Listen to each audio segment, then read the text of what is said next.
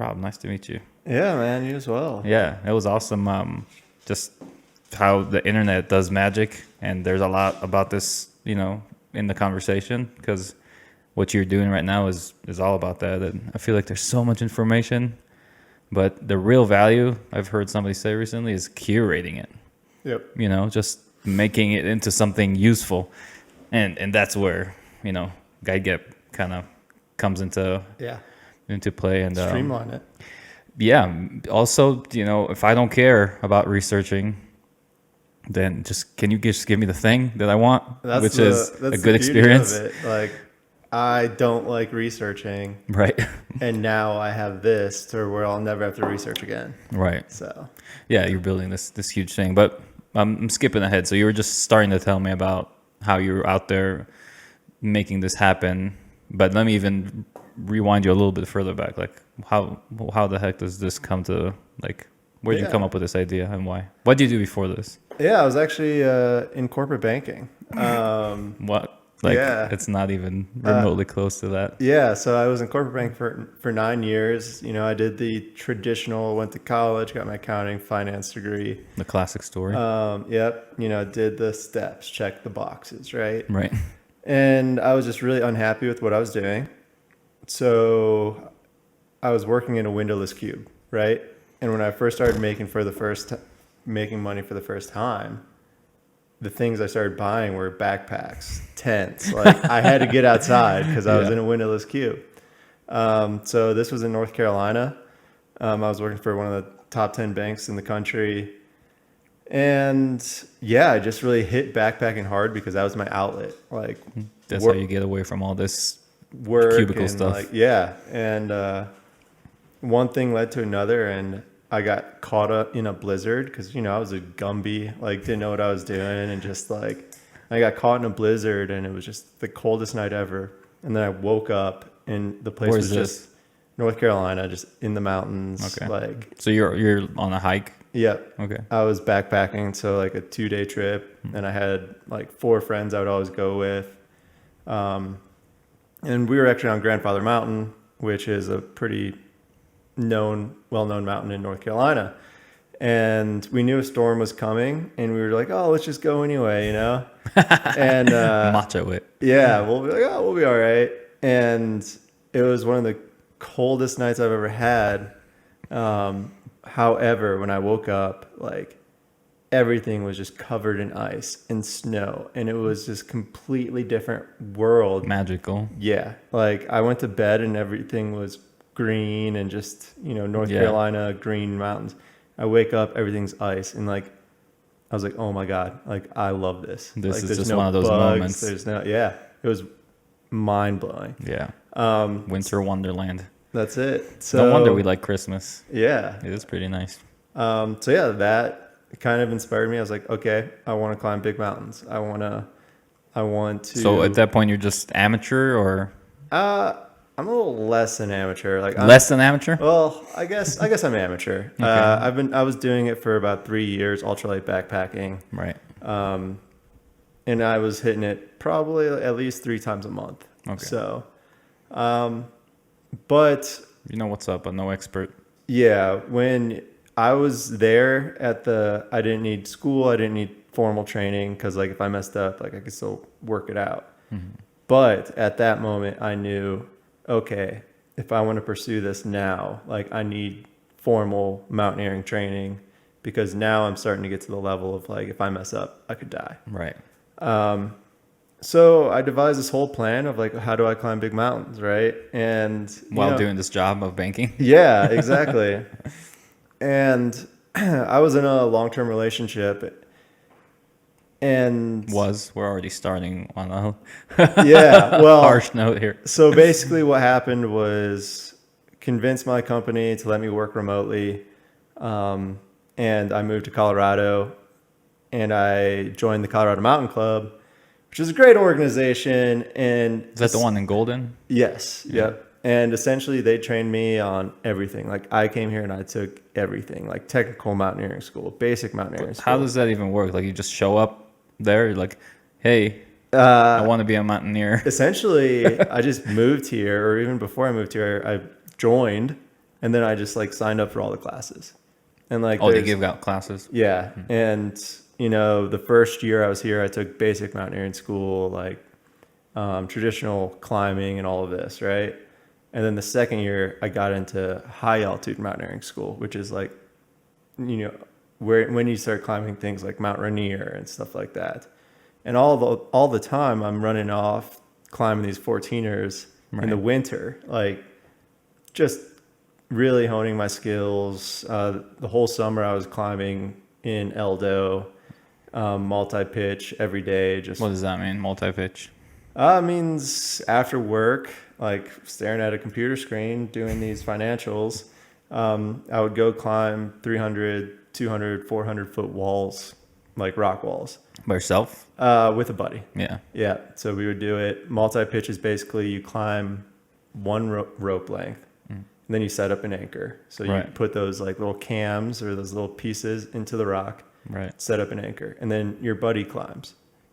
And then you're both at the anchor. So essentially, very fast, there's not enough rope between you and the earth. Yeah. So you get to the Once anchor. you go to the first stage after stop one. Exactly. Yeah. Exactly. Now you're about 60, 70, 100 feet up. And then you start again and you keep climbing. So then you get another 100 feet up. And then you get another 100 feet up. That's scary. So it's pretty crazy because, yes, I was afraid of heights, like definitely afraid of heights about Really? 6 years ago. Wow. Yeah. So How does that even go hand in hand? Because, yeah, I mean, I know that feeling where your knees buckle, like right before you're going to take a look, beyond this edge. Yeah. But climbing on a wall is a different level. Yeah. I actually found, because I was like, how am I doing this? Yeah. It's because of all of the school and all of the training that I've taken. When I'm putting a piece in, like I know that piece is good. Right. So therefore, it's the confidence got over the whole. And trust, because you have some other guy that holds your life too. Yeah. So I trusted it. That's the hard part. Yeah. I can barely drive with somebody. Yeah. Like on the other side, Well, you in the gotta- passenger seat. I'm really good at picking out climbing partners. So I think that's what makes me a good mountaineer is Interesting. I'm really good at picking out climbing partners. So the human factor, yeah. you're able to kind of eliminate some of the risk by picking a person that you would say is responsible and capable and someone you can trust. Yep. It's not going to do stupid shit. Exactly. I trust them. Okay, And yeah, they're way smarter than I am. They're way more on top of things than I am. So if anything, they shouldn't be trusting you. They can trust that I'm pretty solid in bad situations. That's when I excel. Right. Like when it's just like when we're on a wall and it starts hailing and raining, like I do you can do? operate well. So you mean you just won't panic, you won't freak Yeah, out, and you're not going to pull them down like a I'm drowning crazy person. Yeah, exactly. It's good. It's important. Yeah, Keep your shit together. it's very important. Yeah. But so yeah, just that's how I got into the outdoors, and then I started volunteering with the Colorado Mountain Club, helping instruct students, and like I've devoted a lot of time to this, and I've helped a lot of people get outdoors. Right, like this is half of my life. The other half of my life is the traditional check the boxes, have that good job, do all of that, and It's so hard to separate from that. yes, it's trying to find that balance. Like I was not able to find that balance. And then all of my friends would always ask me, where should I go? Like I was known as like the adventure guy, I was always out there. And I can see that. they always would ask me, where should I go? What should I do? And I started like giving recommendations. And I was actually in an accounting conference when the idea of GuideGap hit me. And like it just hit me. Like it wasn't all You're at not once. seeing numbers and Excels anymore. You're just like, boom. Yeah, Here's that business. It's I did in my not head. learn anything from that accounting thing other than like the idea of GuideGap. Yeah, I love those moments. Yeah, it's crazy. Like the idea still is what it is now. Right. It just came to you the way it should be, and that's it. Yeah. So I know like what GuideGap should be in its purest form and like Right. what it's there for.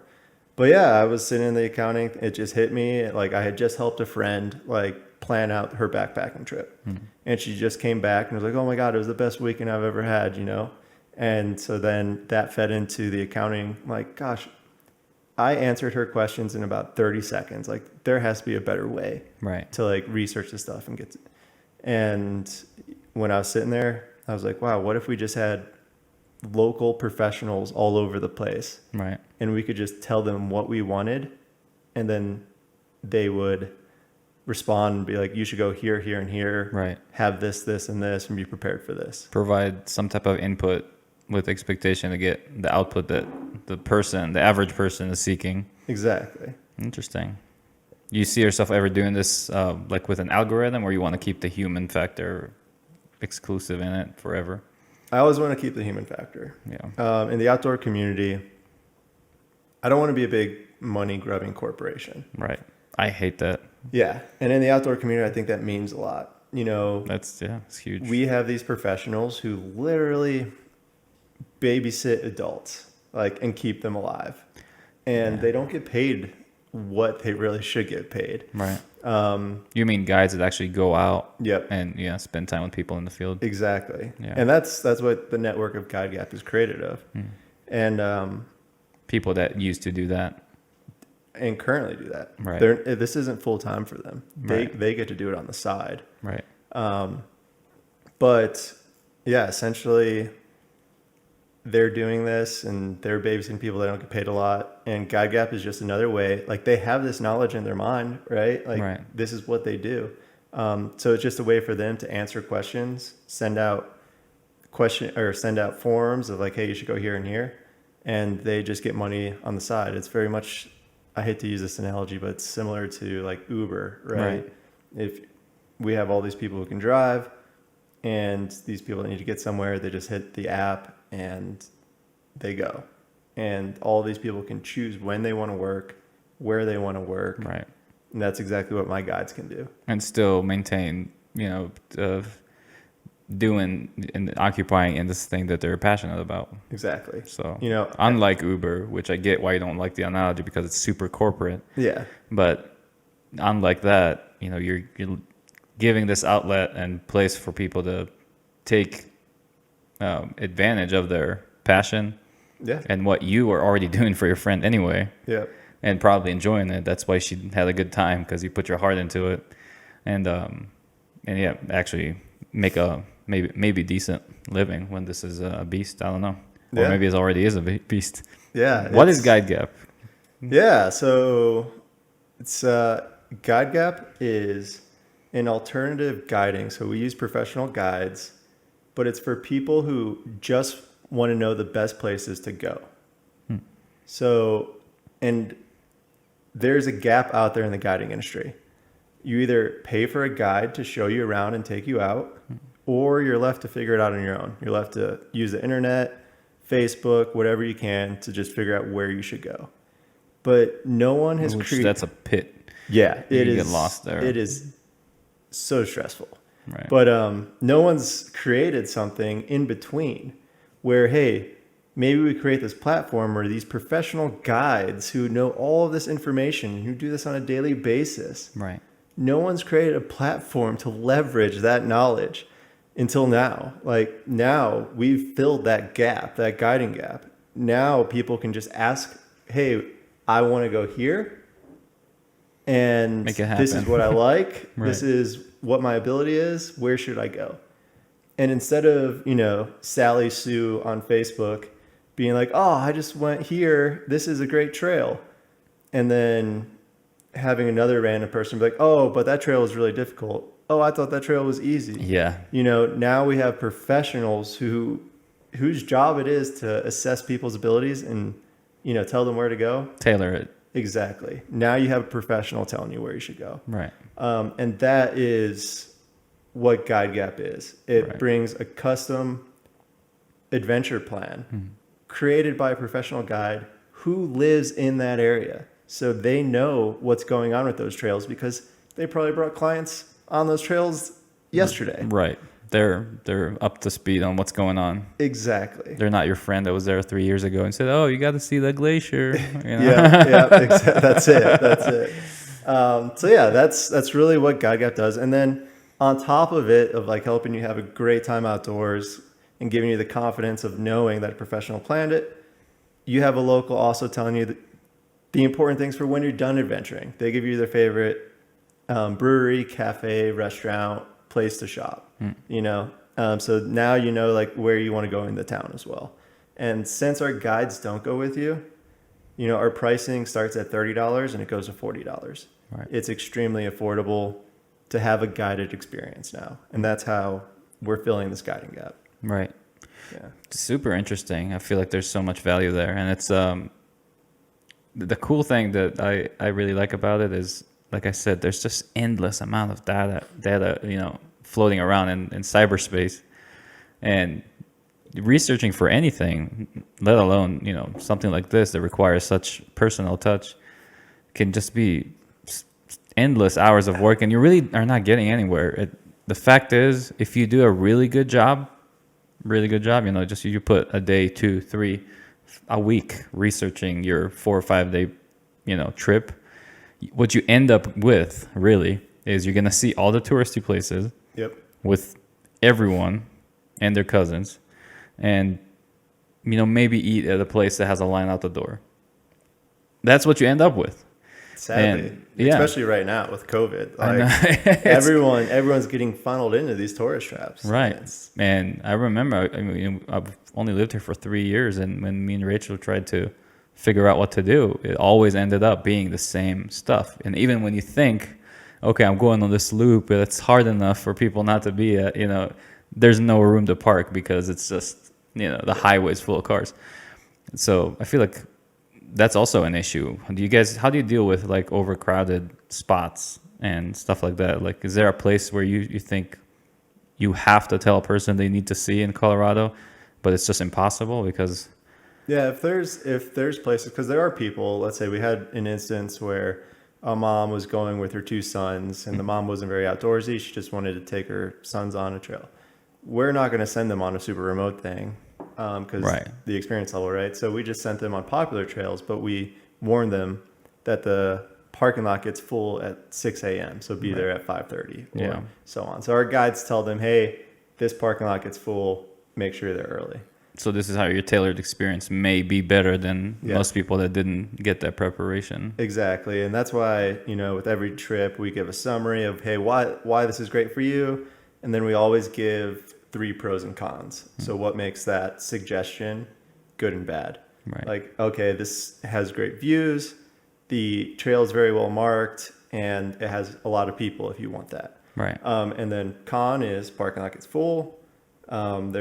There's no dogs that are allowed on the trail if you know, or something like that. I'm a dog person, so I always see that as a con. Yeah, it's a total con.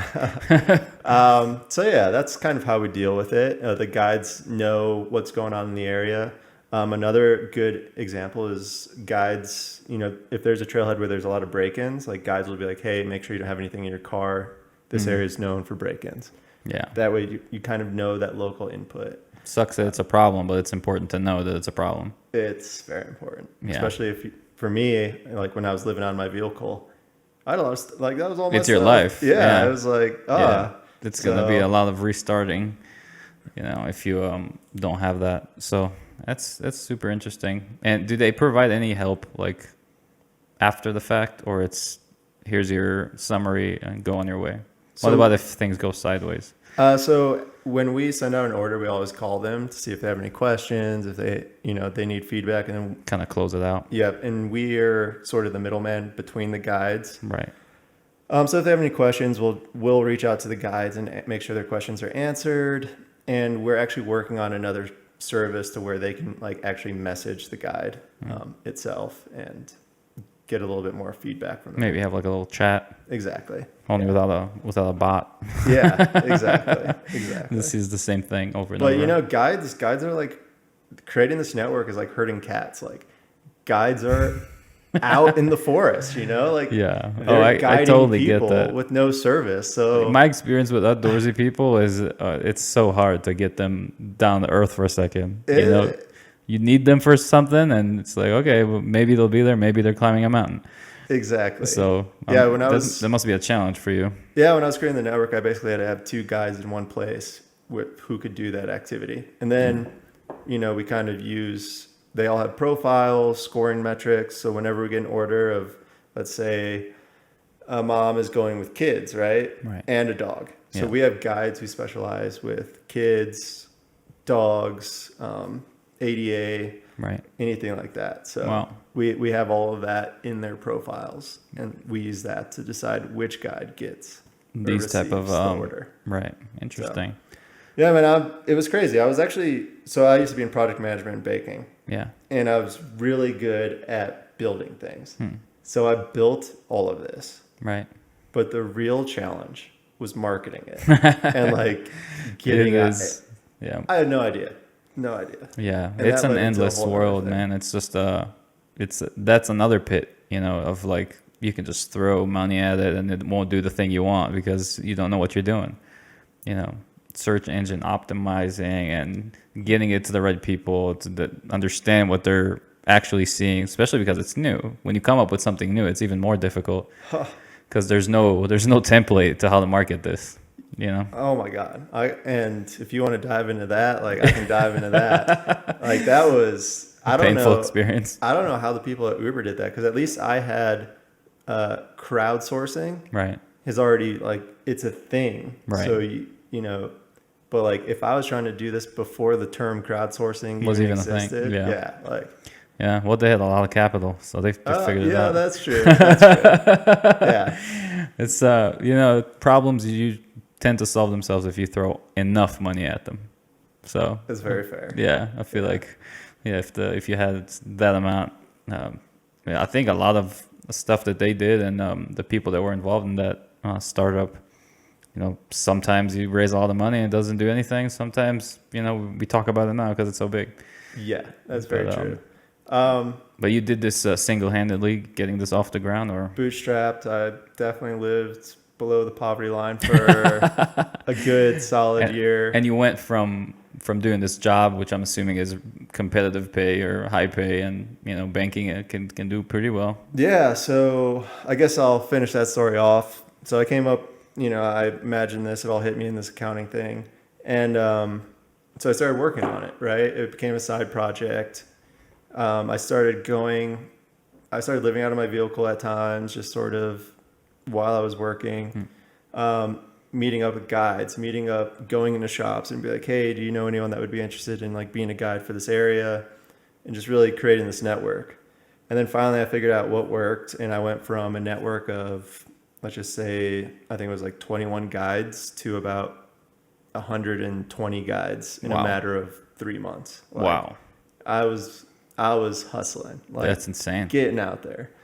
And right when I hit, And that's areas everywhere, or did you have like some places in mind? 14 states. Wow. So mostly in the West and then New England. The interesting because places. New England's beautiful. Like, It sure is. yeah, I was like, oh, let me just try to Yeah. give me an excuse to drive out here. Right. And finally, when I hit 100 guides and like covered, the area, something just clicked in my mind where it was like, I was actually talking to someone just like this.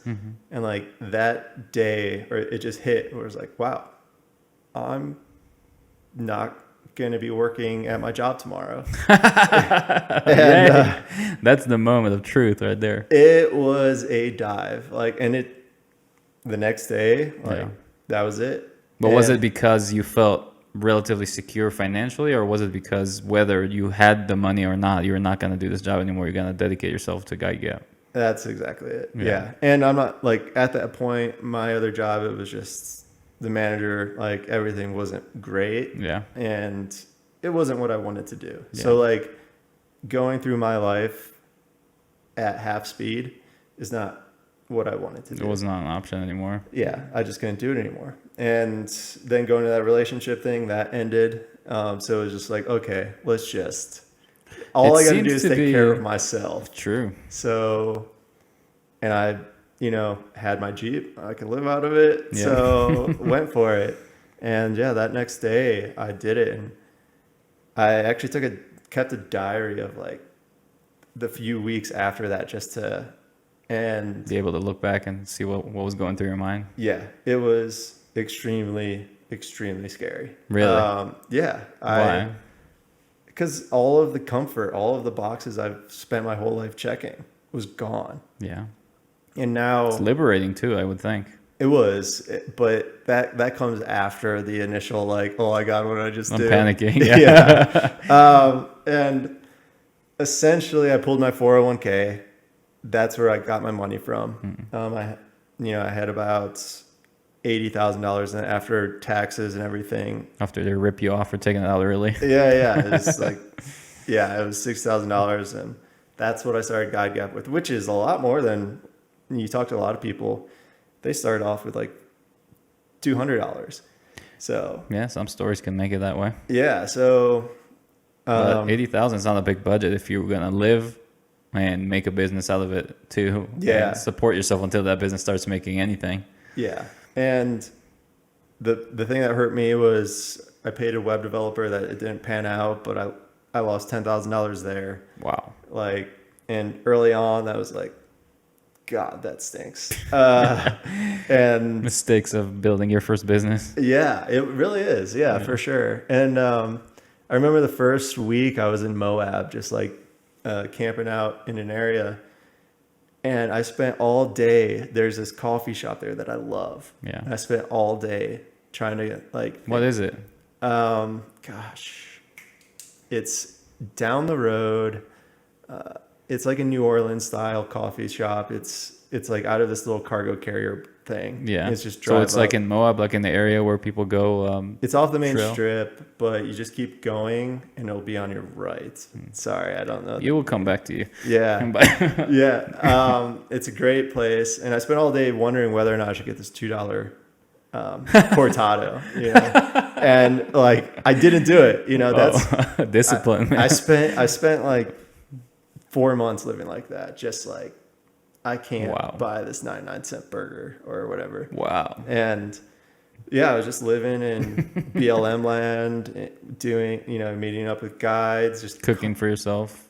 constantly working. Like, I became so afraid to stop working. What you do for Wi-Fi? I use my cell phone as a hotspot. And that worked enough? Good for you? Yeah. Yeah. And that was the nice thing about having guides everywhere. I'd be like, hey, what's a camp spot that I could have cell phone service? And then they know. So I had a bunch of great camp spots everywhere. And everyone would be like, oh my God, you're living the dream. Like, you're living out of your vehicle, you're traveling, you're climbing, you're mountain biking, you're camping. But like, when you do something like this, you're so afraid to stop working, because the less you work, the less chances you will have to feed yourself later. So yeah, it changes. It's the dichotomy of even generally self-employed people. Yeah. I know that feeling. I pretty much just own my businesses all my life, and first few times before you get used to it, it's like, okay, so this is fun, but also if I don't grind my ass off beyond what most people would think is reasonable, I might not have what to eat like in 6 months. Exactly. Yeah. It's pretty scary. Everyone's like, oh, like you're your own boss, it must be great. And you're like, no, I got a boss. It's like this never-ending pile of work here that, like, if I don't do it, it's not going to get done.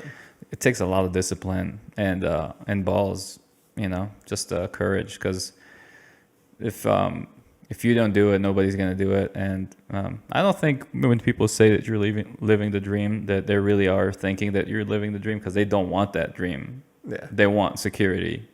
And there's no good or bad. I think we're kind of split somewhere in society. Maybe some people are more oriented towards being able and have the courage and skin to kind of jump into that self-employed game. Ignorance too, for sure. Ignorance, yeah. Or willingness to get humbled by life and eat it. Eat that dirt and just be like, yum yum. Give me another shot of mud let's have with some that. more. Yeah, and if you have it, you have it. But I think most people, they go back to the job that gives them that 5 o'clock cutoff, and Friday rolls around, and you just slip into your comfy clothes, and basically nothing's gonna happen if you do nothing. Yeah.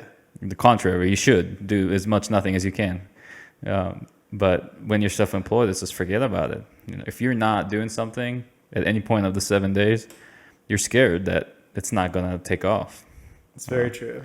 I did have a moment though, like a big moment. So I'm like entrepreneurship, all of that, everyone going back to, oh, it sounds great. Yeah. I did have a great moment. And What was that? I was downtown Denver at a bar sitting there, just kind of people watching. And everyone, it was a Saturday night, everyone was going so hard. Like they were just drinking shots, like all of this.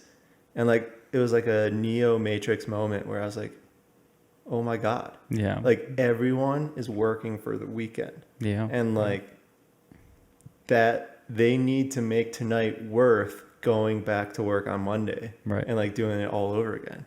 Yeah. And I no longer. And they despise it. They're afraid of Monday. Yeah. And like, so that's why they're going so hard on Saturday. Mm-hmm. And like, I no longer need to go that hard anymore. Like Right. I could do this on Tuesday if I wanted to. Right. Like It again, you got changes the never ending, everything. but like it was a weird moment where I was just like, You separate that. You basically just step away 1 second from that big wave of life, and you just look at it and you're like, this is a big wave. This is weird. yeah, We do this, yeah, and it's a thing. It's. I know what you're talking about. It's a weird feeling, and this guy, he's a big Instagram, persona, and also has this marketing company, Gary V. I don't know if you know him. I've heard of him. Yeah, Yeah, just one of those super, hardcore, entrepreneur, business maker, builder, all that stuff. But he's known more for among younger people, the stuff he puts out on social media. And he says a lot, that if you're afraid of Monday, you're doing it all wrong. Just step away from what you're doing. Take the pay cut. Leave your parents' basement. there is a pay cut. Yeah. Rob will tell you there's a big pay cut. And it's scary, but it's liberating. Like if you're afraid of Monday, then what kind of life are you living? Like it means that you don't like what you do during the week. Yeah, And that's not good. But if you look at society right now, it's scary how many people go to work not liking what they do at all and just admitting that they only do it to get the paycheck. yeah. And It's scary. I was in a good circumstance, right? Like I had nothing tying me down. Right? Yeah, you need a lot of luck to make this happen. Yeah, and sure. But if you're going to work just for that paycheck, my dad, he looks at me, and my sister's an entrepreneur, and he's finally like getting into flipping houses, but he worked and retired at a factory his whole life. Yeah. But he had 4 kids, 4 mouths to feed, right? So like not everyone can. And it's irresponsible to do something Yeah. else. I agree. I mean, my dad so did also 25 years in the military and more years in the bank and more years for the state. And, and he planted that dream of entrepreneurship in me, but he went to work every day. Yeah. And like you said, he provided for us. He made sure there's no worries. We always had what we needed to have. Yeah. And I'll be But the that's first the one price. to say too is, sometimes like that steady job like seems pretty nice, right? Like there's There are definitely moments, where it's like, oh man. Yeah. Like there's this one time I was out in Durango in a forest, like working under my awning on a dual monitor. Like just imagine like some kook out there, like, oh, like yeah.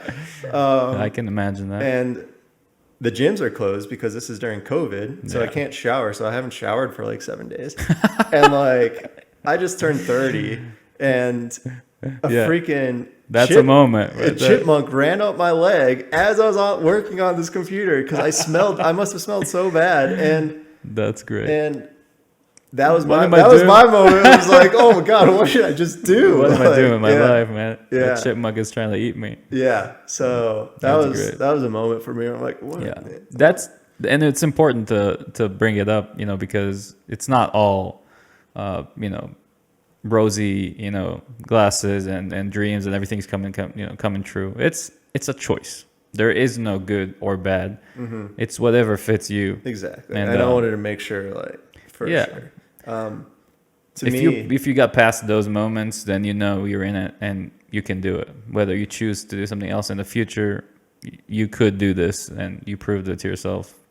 Because that's where a lot of people say, fuck this, I'm out, I need a job. So there's the other biggest, to go on that, the other biggest lesson I got from taking this dive and living this lifestyle is like, the question is, how long can you throw all of your passion, all of your energy into something and have no response, no reassurance, no feedback, nothing. It's just like an echoless pit. And just keep bringing it. Because GuideGap, I did all of that. And we did not have an order for 8 months.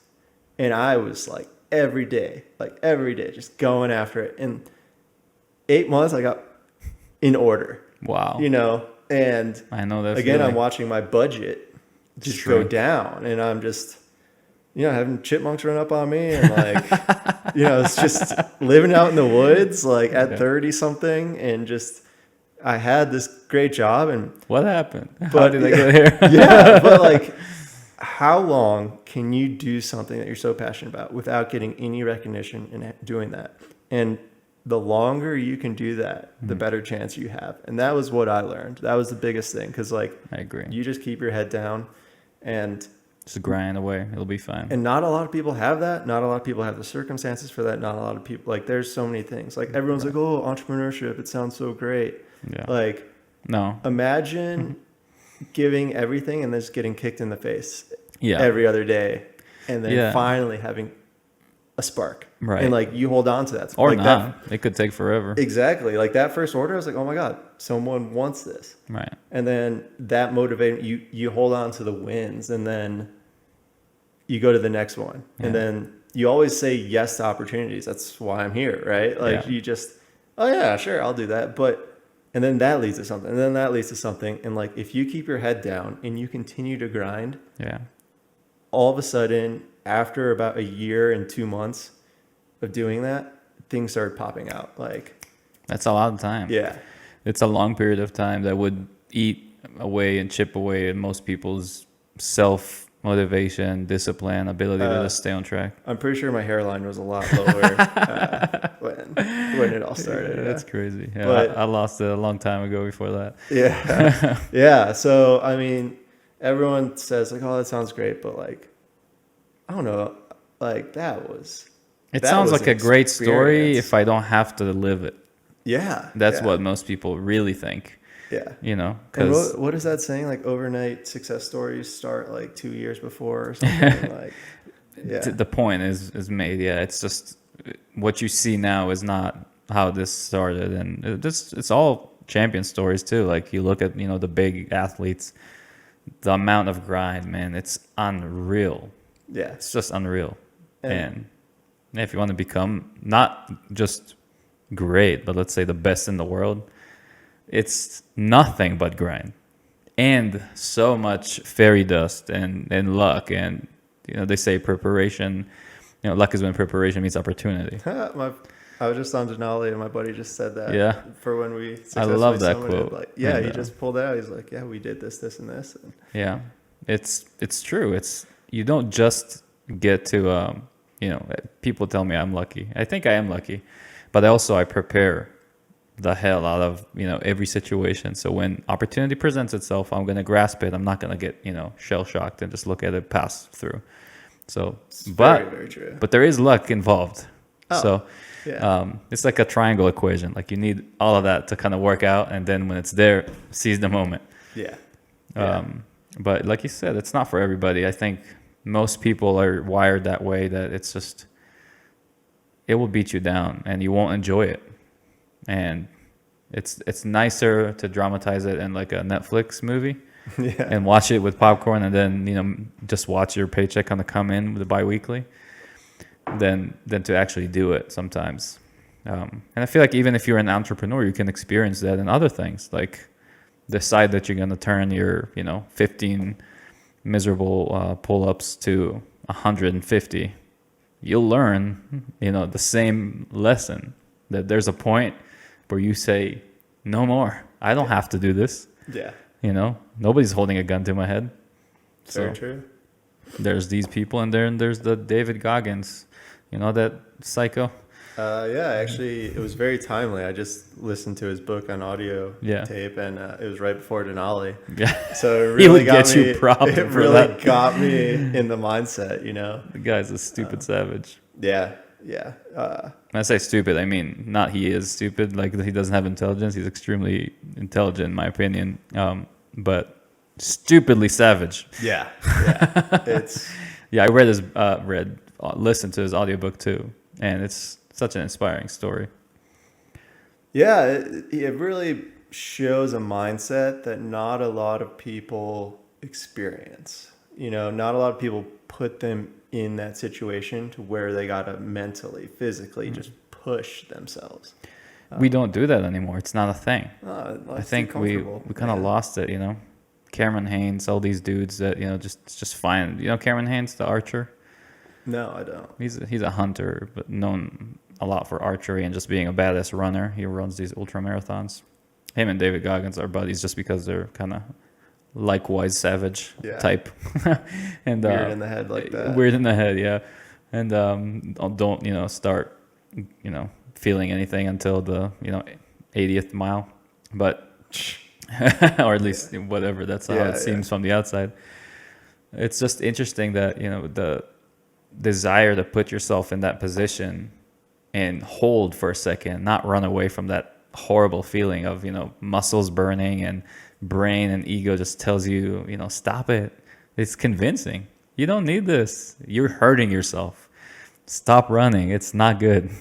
All these voices come out, and if you can just shut that down and go a little bit longer, sometimes you can pull a marathon out of that.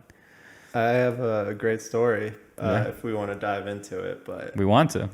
so I just climbed Denali, right? Yeah, that's crazy. So can you tell a little bit, just the basic details of where's Denali? What is it? Why do people think it's a good idea to go do that? Just like GuideGap, Denali started in my windowless cube. I was like, what's the tallest mountain in North America? Like, I want to climb it. Right. And I saw Denali was there, but it cost about $10,000 to $15,000 to climb guided, right?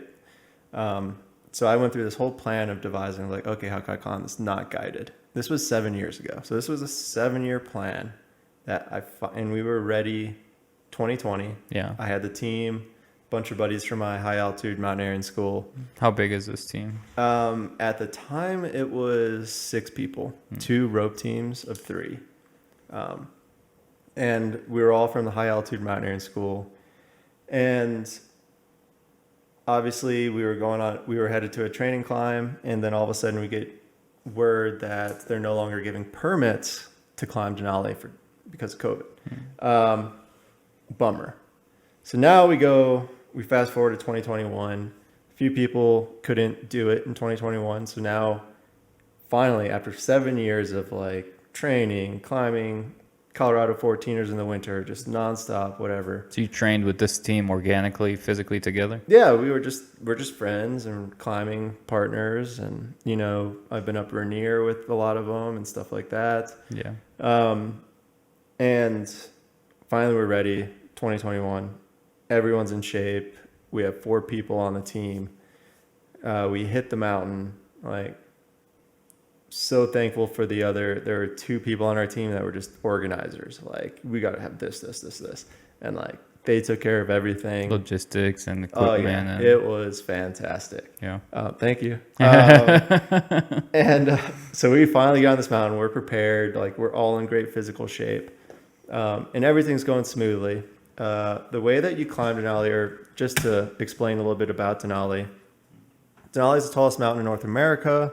It's arguably one of the top 10 most difficult mountains to climb in the world. Traditionally, it takes anywhere around like 21 days to climb. So 3 weeks. So we allotted 3 weeks where we have about 3 weeks worth of food. And what makes Denali unique is if we climbed it independently, and that means you don't climb with guides. Like, we had the skills and everything to climb it. What makes it unique is you're hauling all of the weight. So you can go to the Himalayas and hire Sherpas to carry your stuff, and you can go to other places carry your stuff. But what makes Denali unique is there's no service like that. You carry your stuff. So From you beginning to end. You have a 50-pound pack on your back, and you have about a 70-pound sled that you're dragging. Oh, wow. And the way that you do it is you have different base camps. So you have about 4 base camps. Camp 1, Camp 2, Camp 3, Camp 4. And they're all different elevations. So the first one's at 7,000, second one's at 11,000, third one's at 14,000, and the fourth one's at 17,000, then you go for the summit. For most of the camps, you're not going to carry that much weight with you. Right. So what you do is you take half the weight and you carry it up, and then you go all the way back to the camp that you're staying at. Oh, wow. And then you pack up the rest of the stuff the next day and you carry it up and you set up camp. And then the next day you go and you pick up the other stuff that you buried in the snow, and then all of a sudden you're at Camp 2. So What would you bury it in the snow? just because so the birds don't eat your food, so it doesn't blow away. Yeah. You basically have like these flags, these little bamboo flags that you put in the snow to like mark, hey, this is where we buried our stuff. And you have to bury it deep because there's birds out there. Just go after these Yeah, things. they just destroy food. Birds out are there. nasty, man. They can get into things. They get into it, yeah. Wow. So like when you say, okay, I moved to Camp 1, Camp 2, it's like a 3-day affair. Wow. So yeah, everything was going really smoothly. Like team's great, everything's great. And we get to 14 camp. So again, we were at Camp 1, Camp 2, now we're at 14 camp. And we had a meteorologist helping us with the weather, telling us like, hey, you guys should go. There's a weather window coming in. And basically we're at 14 camp, and the meteorologist is like, if you guys are going to make a move, You need to make it. you have 2 days to make that move, or you're going to be stuck in your tents for at least 9 days. Wow. And like, That we're sucks. at 14,000 feet in Alaska. Like a storm would suck. Like, You just don't want that. yeah. And we've dealt with storms at the first camp, and we're just not, we're just not going to do that. So Not feeling it. yeah. So again, we had just arrived at 14 camp, and so we had to go get our stuff that we buried in the snow about 1,500 feet down and like vertically down. So we go and we get that, and as we're like skiing, my buddy hurt himself. Oh, no. He wiped out on a slope, and he just fell on his back wrong. So, okay, well, now here we are. We got our stuff. We're back at 14 camp. My buddy can't really move.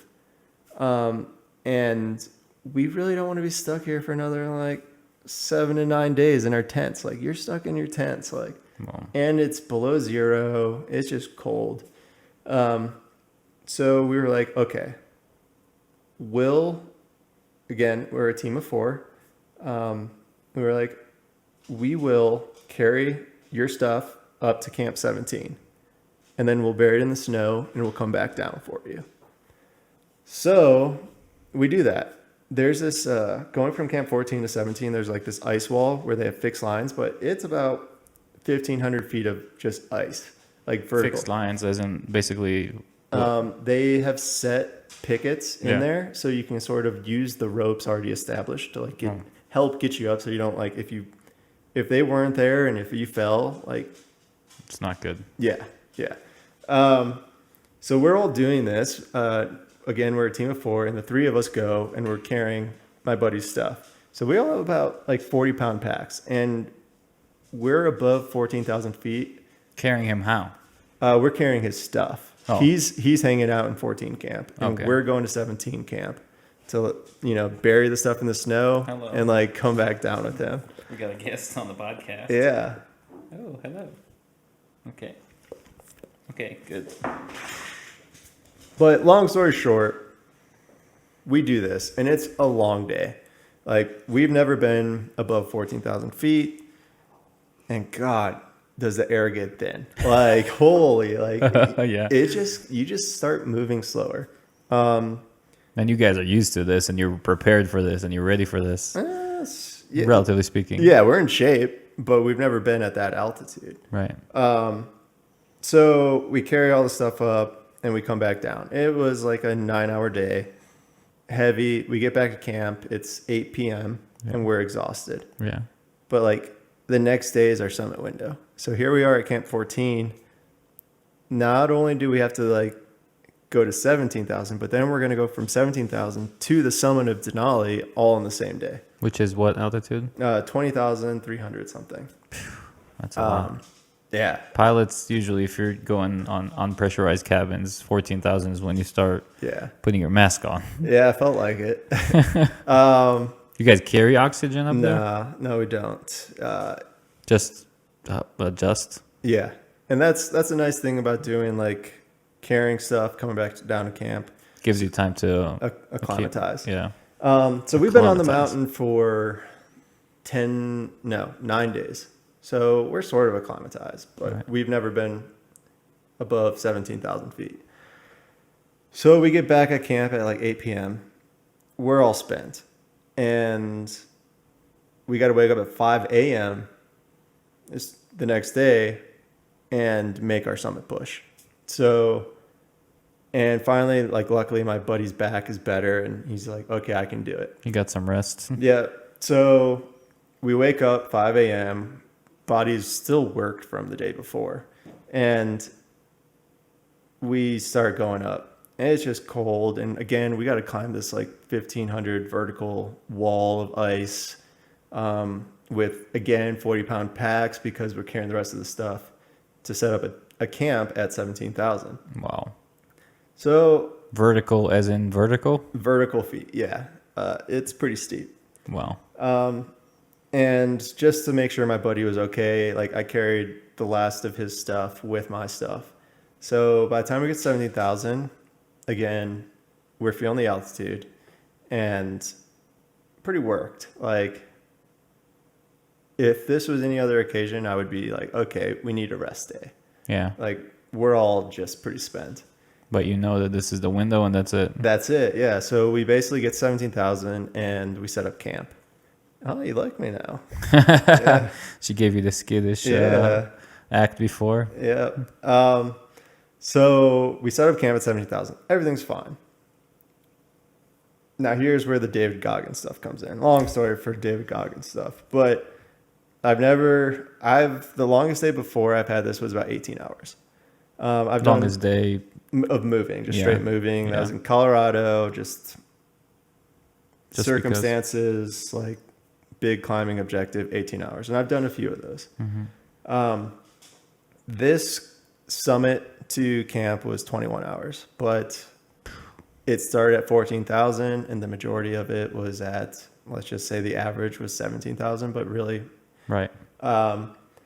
You'd say that's the hardest part of the trip? Yeah, for sure. Like this summit day was ridiculous. Predefined. we fit 3 days worth of stuff into a day and a half. Wow. All at an altitude that we weren't used to. But yeah, I've never left camp so weak in the legs and like spent already. Starting like that. Yeah. Like starting the hardest day of the trip. Exactly. Screwed over, yeah. And there's this other thing called the Autobahn, which is a very steep slope that you just have to walk across. And it's about 2,000 feet of just walking across. If you fall, you easily could fall into a crevasse. A lot of people die there. Wow. And my buddy Joel, he led that section. And as soon as we were done with it, like we all like regathered and like the wind picked up. Like we're talking, it was at least in the negatives. The bad part was since we were at such a high altitude, you can't put a face mask up because you can't breathe. Yeah. So you're just like taking it in the face, trying to cover up your, it was just bad. And, so my other buddy's like, well, if we're going to get up here, like you got to lead the rest of this. And that involves like breaking trail and all of this stuff. And like, again, what does that mean? Breaking trail is just like fresh snow on the ground. And like, imagine last time you were in fresh snow and like when you take a step, you just like fall into it. Yeah. That's what breaking trail is. You just like constantly just like, dang, this sucks. This is not, trail ready. We're just making the trail. Yeah. So we're going along and like we're just getting wind blasted and I'm like, well, in my head, I'm like, I got an hour and a half. I got an hour and a half like left in me. Yeah. Like that's what I got. That's what you're telling yourself. Tops, like based on all of my experience, all of my long days, like that's what I have. Yeah. And like at that moment, as I'm thinking that, like, David Goggins like wakes up in the middle of his sleep, like, yeah, exactly. no, you don't. Well, so as soon as I think that like a guided group is coming down, I'm like, oh, like, what do we got? Like an hour and a half? and the guy's like, what do you mean? He's like, no, to the summit, you guys at least have 5 to 6 hours, and then you probably have about 3 hours of a descent. And what like, a smack in the face. oh my God. That like, just takes every piece of air out of your sails. Yeah. Wow. We had a team powwow after that. Wow.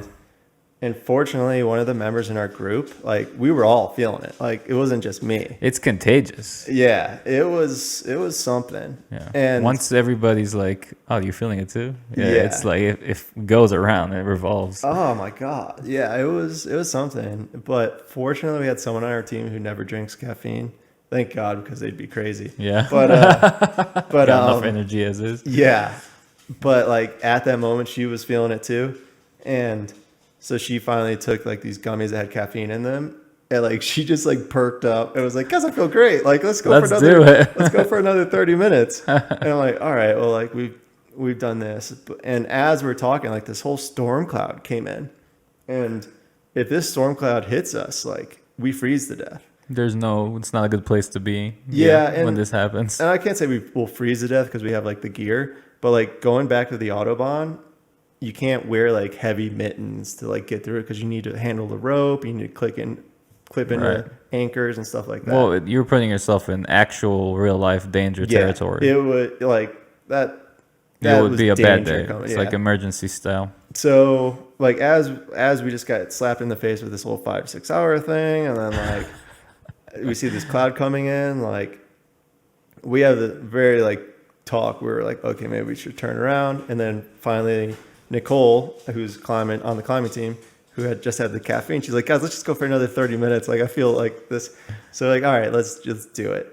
So Making everybody feel like a bitch. yeah, well, just like, okay. I think we were too tired to feel like anything. Yeah. And finally, like I've never climbed a mountain before where the higher we climbed, the less wind there was.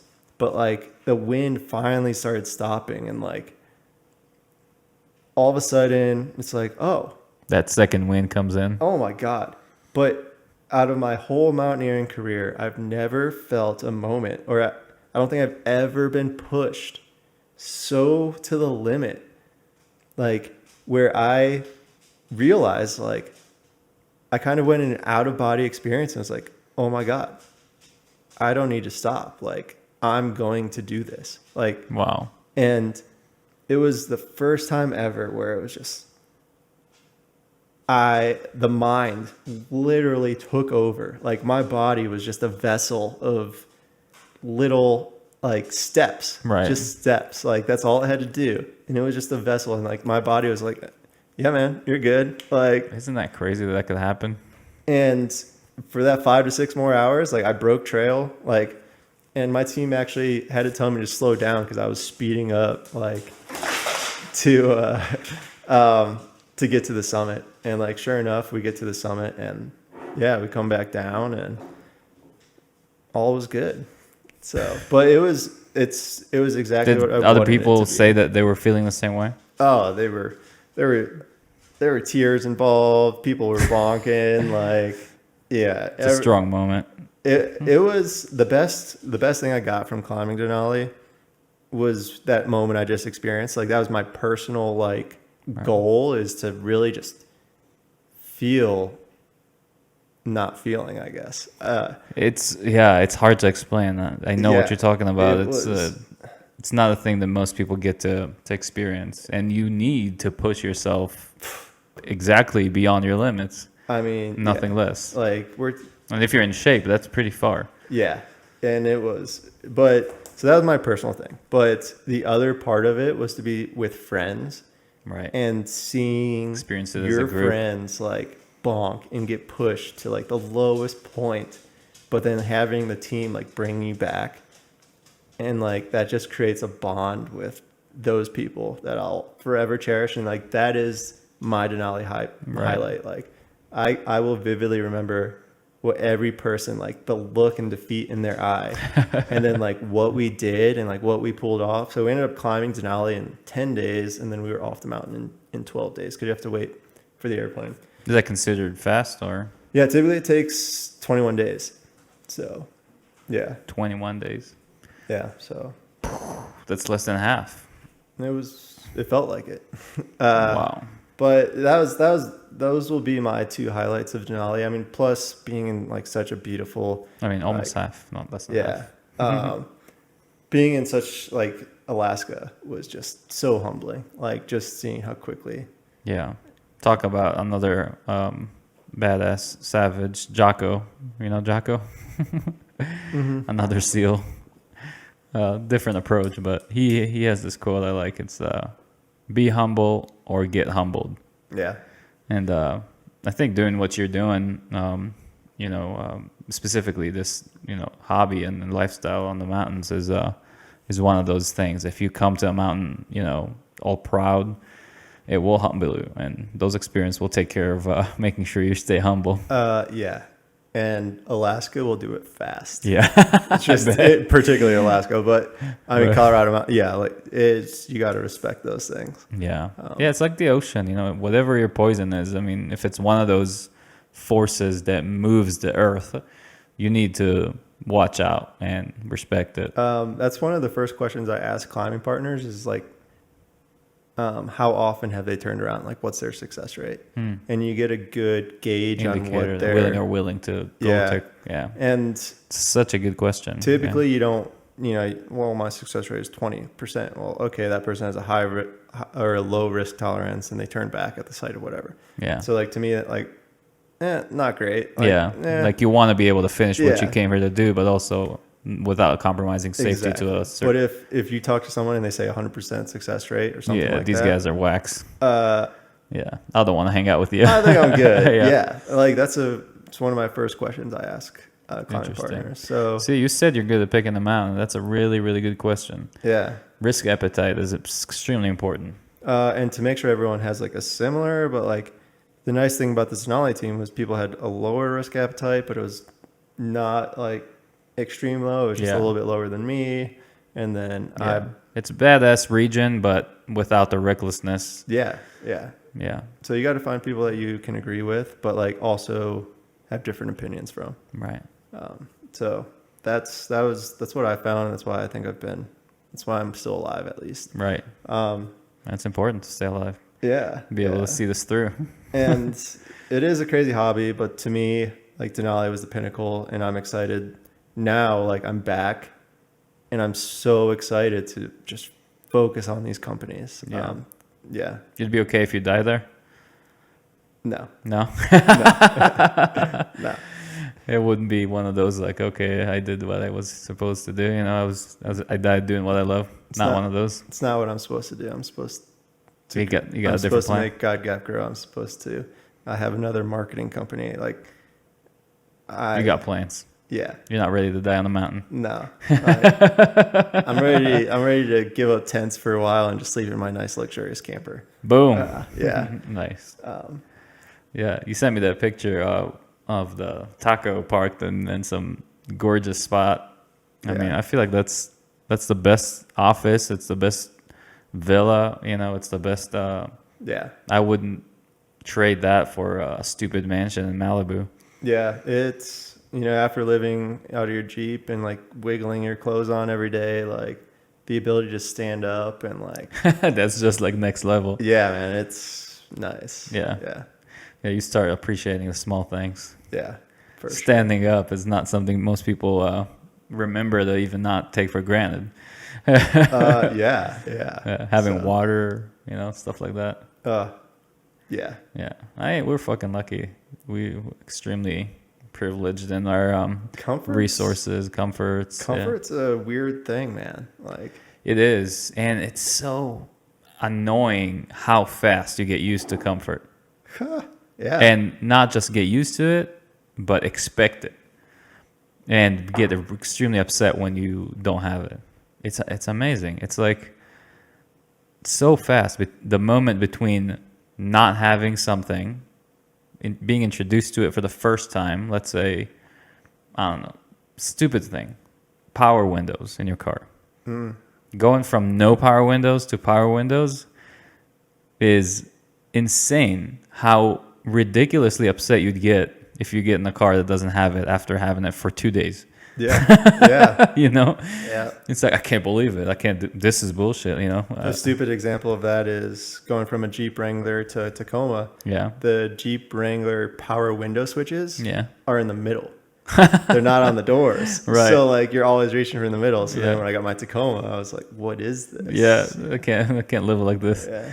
It's a joke. Come on, Toyota. No, Toyota is my bestie. You saw I have the 4Runner at the front. That's the real car. Yeah. That stupid Ford is just for show. Doesn't Yeah. do anything for real. The 4Runner is the capable of the two. But how do you like that Toyota? It's great. It does the job.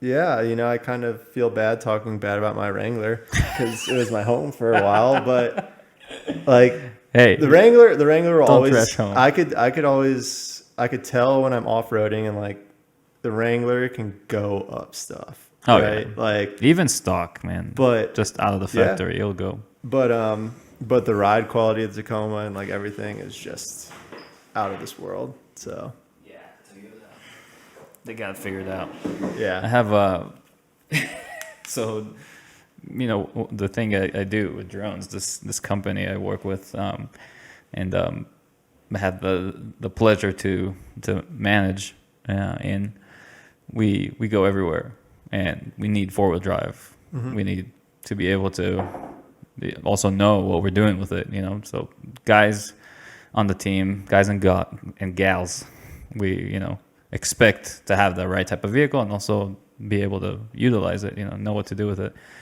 And it just became, I don't know how, I don't want to take credit for it, even though I kind of want to take credit for it. Yeah. That, I think you're about to take credit for it. 4Runners started becoming a thing. And, you know, 1 became 2, 2 became 3, 6 became 7, and, you know, all of a sudden everybody has 4Runners, but we have this one black sheep, you know who you are, buys this beautiful white Wrangler, you know, 4-door, one of the newer ones. Oh yeah. Maybe it was even brand new. And just because we gave him shit all the time. I mean, and all the 4Runner guys, you know, these Toyota freaks with some other Tacomas in it and all that, just kind of breaking his balls constantly. And we put so much bad energy around that vehicle that it just couldn't stop breaking. Oh, yeah, we felt so. And he converted. So congrats. Right. He's now driving a 4Runner. Well, So I don't know what is it about Jeeps, but Hey, they can go, but also they freaking break or what. I got a good one. Well, it's all about modifications. Like Some people overdo it. Yeah. yeah. As soon He as was you- stock. as Like soon he as was you eating lift, crap. That's It was just, I'm telling you, it's the karma we put around him. Yeah. We just put that bad black magic energy around him and Yeah. it just that crap.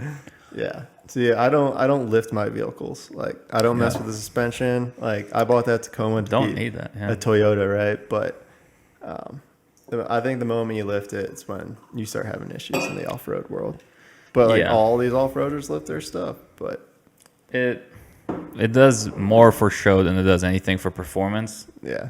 Because these cars already have, you know, a pretty good angle of attack. It clears what it needs to clear, and if you put your wheels on a rock, you're as high as a horse. You don't need to go any higher than that. So Yeah. it's just I've it is learned- more for show. I've learned I don't like rock crawling. Yeah. I'm an overland. Like put me on a nice Big trail. off-road trail that Yeah. like doesn't have a bunch of obstacles. Maybe like 5 minutes of obstacles. Yeah, But like, man, yeah. when Get that's- a little action in there, but not rock when that's crawling your all everyday day. driver, like, ooh, Yeah, I don't know. I like that too. I ride, you know, dirt bikes, and I like the more technical stuff. But if I'm in a 4-wheel drive vehicle of any sorts, I prefer to, you know, enjoy the view, be able to look out and see the scenery, and do like a little technical section to say I did it. Yeah, and yeah. it was fun, and take a picture when the car is like this, you know, and that's it. Yeah, that's like the one picture you take real quick. Exactly. Yeah, maybe when GuideGap takes off, then I won't have to worry about a vehicle Right. as much. But I don't know, man. Yeah. I don't ever see myself. Maybe when I'm like 75 with the beer belly, like that's when rock crawling will be fun. But other than that, It's a weird hobby, and it requires a ton of skill. But yeah, and gall, like, yeah. if you make this mistake, that's And you should $10,000. be, you need to be okay, and also sometimes take pride in, the fact that you flipped your vehicle this weekend. Yeah. And also have the pocket to back that up. And the big difference, it's the pocket, and it's also if you know how to fix it. Like, True. I don't, Have the means, whether I they're don't have the tools, right, like, or the know-how. You're either a mechanic or you can pay a mechanic. yeah. But So, I agree. It's I prefer the overlanding, and it's having all the gear and just living out of your car. It's so much cooler to me. so the activities of GuideGap are hiking, camping, mountain biking, climbing, off-roading, which is add backcountry. Yeah. And they just happen to be all of my favorite activities. So, like, I don't think it's a coincidence. no, but You probably designed it that way. yeah, when I was talking with guides, I had to be able to, call bullshit. Right. Um, Oh, absolutely. Yeah. Be a professional in your own field. I mean, our onboarding, like, we had resumes, and then we had 1 hour long interviews, and then we gave case studies, and we basically sent people like a fake questionnaire, and we were like, hey, give us your suggestions. Then we would review those suggestions. Yeah. What do you mean fake questionnaire? Like, let's just say Sally Sue's going to Bozeman, Montana. Oh, you would make a fake profile of Yeah. a person that you want them to tailor work for, like some kind of a Exactly. trip for them. Yep. And so they would have to answer that, and then we would get into it. Right. But I'd be talking to people who are talking about climbing, and they were like, yeah, like, I know how to climb. Like, I climbed a 713 like the other day. I'm like, oh yeah, like, how was that? Yeah. And like, quickly come up with an excuse to end the call because, like, that's not going to happen. Yeah.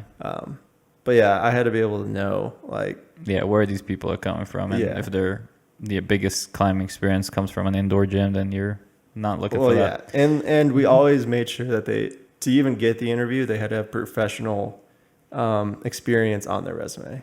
Like, we got so many people who were just like, well, I grew up here my entire life.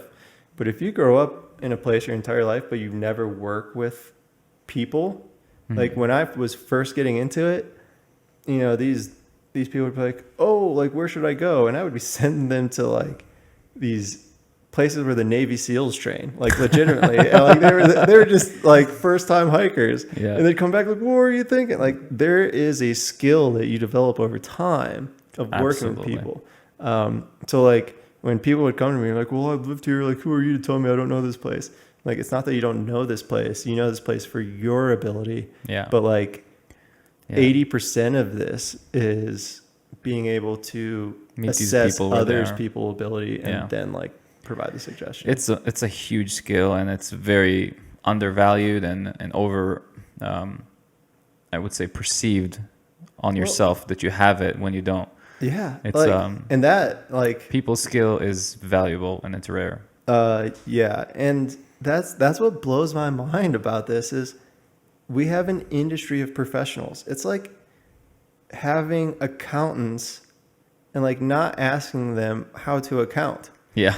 Like, why has no one set up this thing where we rely on professionals to tell us where to go? Yeah. Like, It's the time and place and the right person. Yeah. yeah, And like, a lot of preparation that met opportunity. yeah. I mean, I just read a blog article from a very popular blog, and it was 10 best hikes of Colorado, right?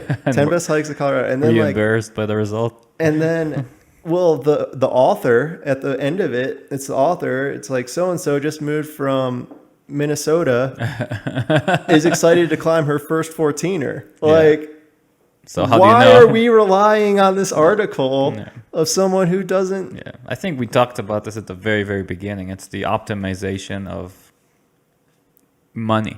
Yeah, Making how can we optimize this device to make as much money as possible? When companies start taking that transition, it goes to shit.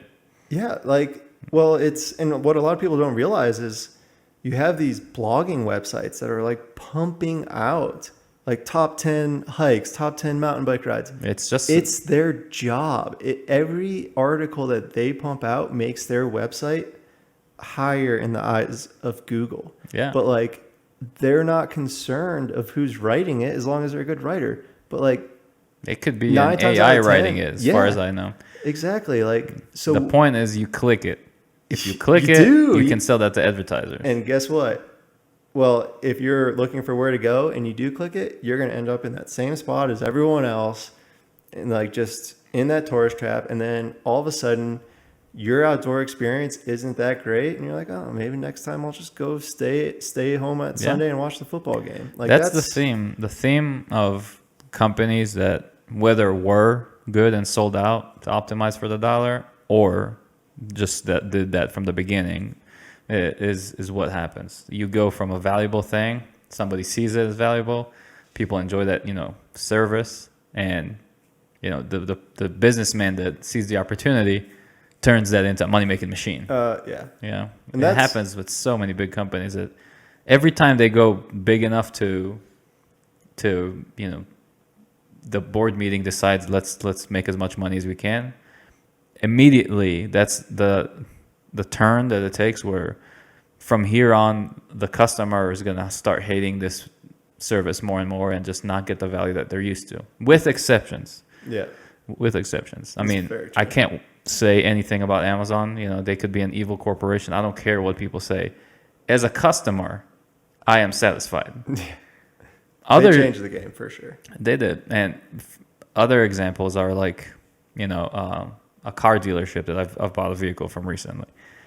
They used to have really good reputation because it was, smaller, more about the person and whatnot. And they made that turn towards optimizing like a, white collar corporate America type of situation, place. And you can't reach a person. You can't ask a question. Oh my God. There's no service. Heck, it's hard to buy a car from them. Yeah. The other car I have out in the driveway, I had to fight to buy. Yeah. And then I had to fight to fix and it's like, if you don't claw at it, like if you're just an average person, you're buried. There's nothing you can, if you're not going to make it your life mission for a month to deal with some of these things, they're just going to bury you with papers and, phone, ringing, not getting anywhere. And that's the sad thing. And that, in my opinion, the reason I, thought it was worth going in length and giving this intro is because it creates a vacuum for places and people like yourself that take that empty space where used to be value and say, I'm going to do this with my heart and with my passion and put people first and think about the value I'm generating for the client and for my, end participant, whatever. It's a person, a family, adventure seeker, whatever. And I'll make this a valuable experience for them. That's, they're going to say, this was worth my money. Take my money. And we have a 50% return rate too for exactly that. Yeah. Like, this was worth what I spent. Yeah. Oh my God. Let me do it again. Exactly. And that's the vacuum that I think now for companies growing up. For a while there, it was kind of scary to go into business with these humongous conglomerates and even, operate in the same rings. But now I think there's a shift. It's almost like you can feel it. Like, generate value and it will be okay. Yeah.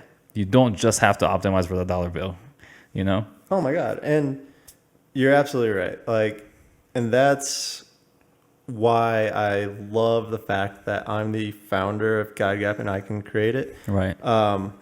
You get to stay in the controls. Listen to like the value that we're bringing. Not only are we providing professionally curated information to people who just want to get outside on their own time with their own people, and have this beautiful experience. Like, the feedback we get is so inspiring. Right.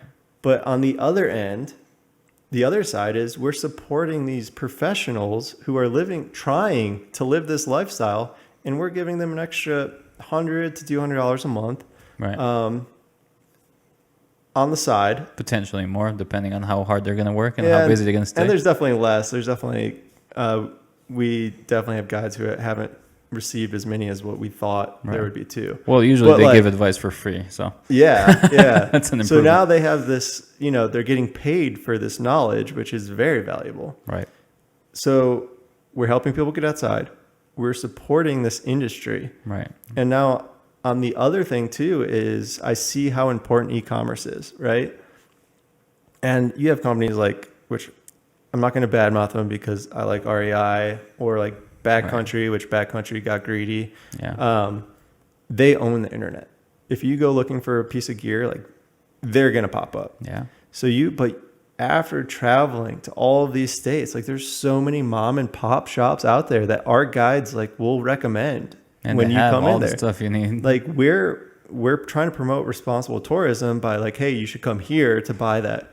But also, we're creating a thing called GuideGap affiliates, where all of these mom and pop shops, as we go into them, like if they agree to be a member of GuideGap affiliates, which is free, like all of a sudden, all these websites, we're leveraging all these mom and pop websites to increase our domain name. So all of our websites who are members of GuideGap affiliates will have links to all of the other ones. Right.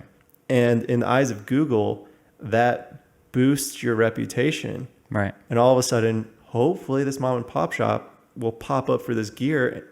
And hopefully we can combat these multi-million-dollar companies.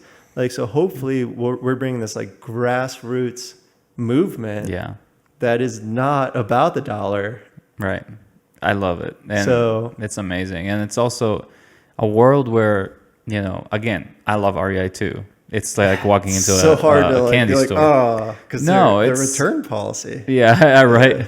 It's like walking into a candy store, and for me, there's a lot of stores like that. I love Bass Pro too. It is taken over, and like there's so many good mom and pop shops out there. That's the thing that pains me the most, and that's why I'm willing to say it. Is I don't want to live in a world where all these hole in the wall, 50-year owned family businesses go out. And all we're left is humongous REIs in every metro area. Yeah. Because, I love REI. I love to get it. We sure are. But I feel like there's a slowdown, and we're starting to pick back up pace backwards. Like, again, filling that vacuum, having people use this space that was created by this disgusting, chase after money. Yeah. That, created this room to do stuff like this, to just generate value. You can make a good business that does help people, that does generate the type of value they're looking for, and make a living. And I think people are starting to recognize that more too. Oh yeah. Well, internet is it's a wonderful place. You can find dark things, ugly things, dangerous things, and you can also leverage it to do some amazing things. Connecting people, and actually, if you make a difference for these mom and shop stores, just talking about that, not even anything else you're doing, that alone is a mission. Yeah. It's huge. It's important. It matters. And I think it's a big deal, And when you're doing something like this, like passion is everything, right? Going back to doing something for a year and like not having any recognition. Right. If you don't have passion towards it, like, you will stop. You'll learn that you don't want to do it. You'll stop struggling, and you'll go back to what's comfortable. Right. And true. Yeah. If you don't really want to do it, you'll learn fast that you don't. Yeah. And that's another thing I've noticed. So I have GuideGap, right? And I went from being a successful individual in banking to, okay, how am I going to feed myself like this? So I literally immerse myself with e-commerce, like immersed every day, listening to audiobook, like every day reading, every day doing these things. And because that's how. Sounds like a painful experience. Yeah, it was something. But like, that's how we market our company, right? We're an e-commerce company. So just doing this like made me realize all of these small mom and pop shops are at such a disadvantage, because if you don't if you don't have the funds to throw at the You can't advertisement, compete. Yeah. and then when COVID hit, like I had to put my company on sort of a hold because we're a high volume, low margin company. And Google was raking it in because all of a sudden, the only way to market when we were all shut down and quarantined was Google and social media. Yeah. And like those, it's called pay per click, Right. like pay per click ads, where essentially a company is paying for every click that the consumer does. So when you go to Google search, all of the first things that you'll see are actually ads. So if you click on those hyperlinks, you know, that company is paying anywhere between 10 cents, let's just say, to $20 for that click. It's not even guaranteed that you're going to purchase a product. Yeah. They're just paying for that. And like these large companies can do that, no problem, right? But Yeah, they just put a crazy budget towards it and let it happen. But like a small company like myself, like GuideGap, There's no business model behind it. You can't make it. It's no. Like I went from paying 7 cents a click to having to pay $6 a click. Like on every transaction, It's our not guides, they sustainable. get the majority of the money. So Right. like $6 is what is our take. Yeah. So You left us with nothing. Thank you. yeah. So yeah, it doesn't work. But like seeing how that works, and then all of a sudden seeing how everything else works, in the only way small mom and pop shops have a chance in the e-commerce world is coming together and sharing each other's websites to build that link. And that's sort of what inspired me to do that.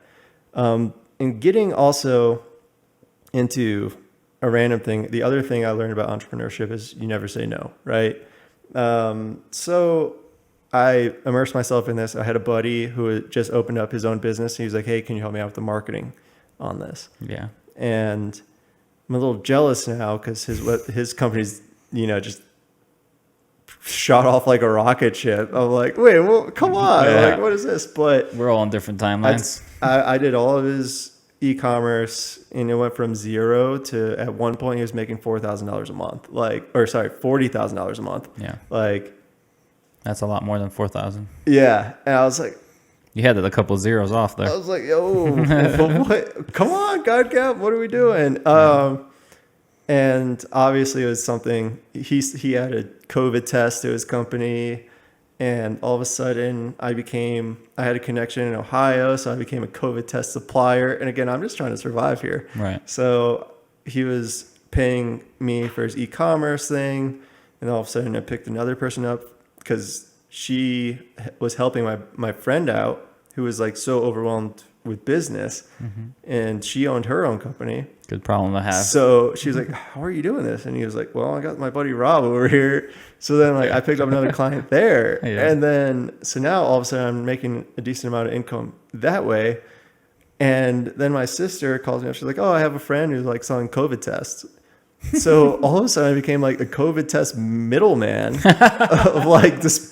That sounds like some black market shit. Like it was a crazy few months. So like, as you were developing this, you're basically side gig doing e-commerce for people, yeah, like which was not your field at all before. no, but if you don't truly dive into something, Yeah. which I truly dove into e-commerce because I had to, Yeah. like, It was in between you and making GuideGap happen. yeah, and just something pivoted, and like all of a sudden I have this. That's the And- power of opportunity. Yeah. So that was the other thing I learned is just never say no. Like Do say it. yes and figure out how to make it happen. It's a scary thing, and some would say even irresponsible, but it's true.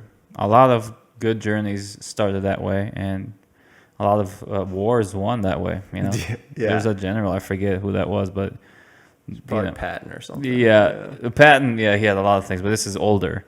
This is from boat time, All right, where all right. they would make it to shore and burn their boats behind them, as a basically a symbol and a fact. We're not coming, we're not getting out of here that way. Yeah. This is the only way. I mean, if you don't give 100%, and if you take away all the alternatives, Right. you're either going to make something happen or you're going to crash. Yeah. Yeah. But at least you can say you tried. Yeah, that's true. But I don't Yeah. think that stops the brunt of crashing. No, it does not. Yeah. But I agree that it's just better than half-assing it and then walking away from a situation saying, you know, I just didn't give it up my all. And I feel like it's almost like you don't really have a choice. I forget which book is this from. It could be even from David Goggins also, from his book, You Can't Hurt Me, I think it's called.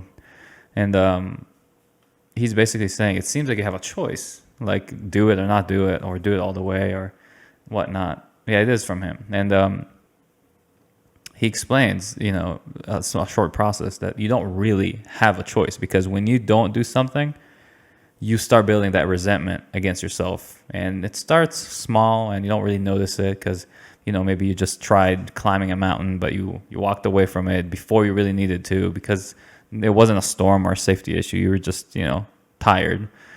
And, you know, that day after that, you maybe make a couple excuses, but eventually this truth kind of finds its way and through the cracks makes it to your conscious, you know, self that you just gave up on yourself. There's no, you know, excuses to make. There's no, eventually this bare naked truth comes out and you just stand up against yourself, you know, and realize, you know, I hate what I did.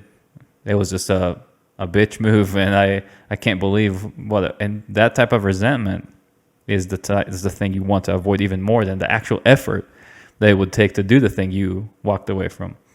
So he's explaining in essence, you don't really have a choice. You either do it or you're going to hate yourself for not doing it. And the hating yourself part is way worse. And regret is probably the only thing you can't fix. It's one of those things that if you take, you know, to old age, it's the worst thing. You just can't fix regret. So just do it. See what happens. If it goes well, great. If not, you know, then at least you did it. You know what I mean? And I think there's a pivot there where it's, if it doesn't go well, Right. there's people with the mindset of like, okay, let me learn from that and improve. Right. But then there's people with the mindset where it's like, well, It's okay, true. I'm never going to do that again because, you know, like there's mindset there. Yeah.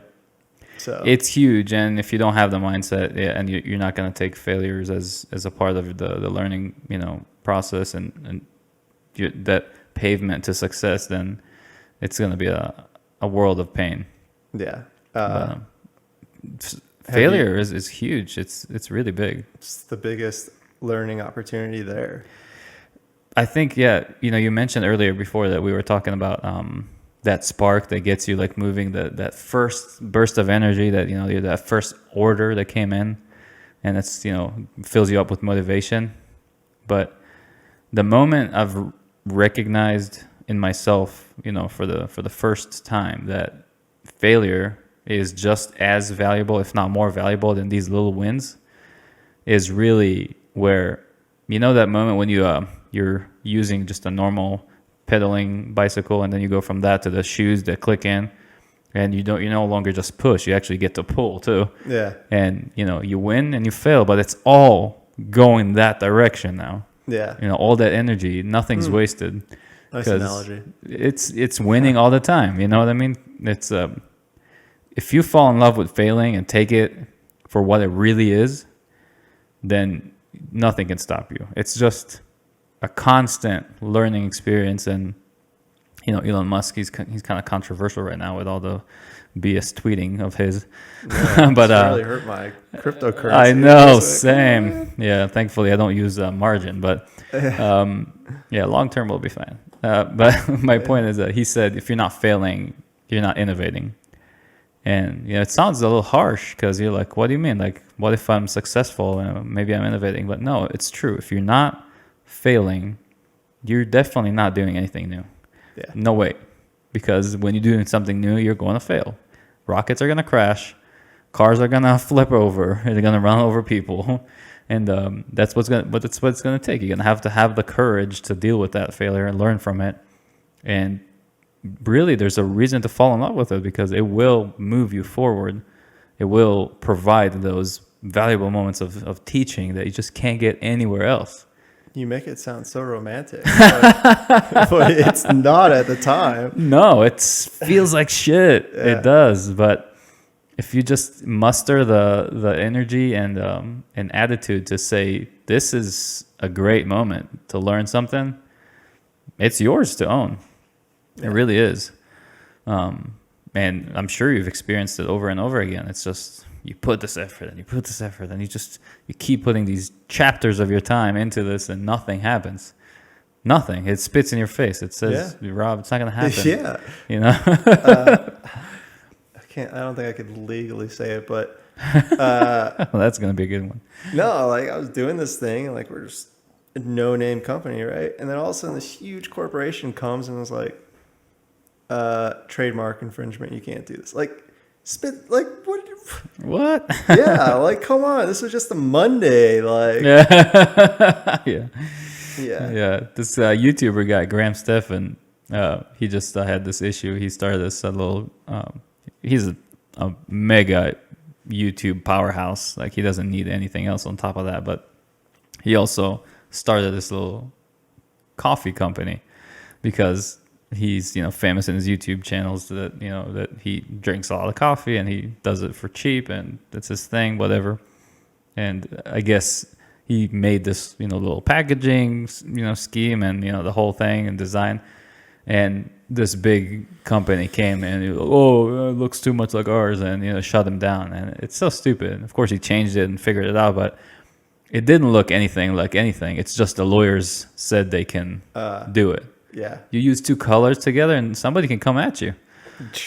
It's insane. Yeah. You have a little piece of something in your name and like. Yeah.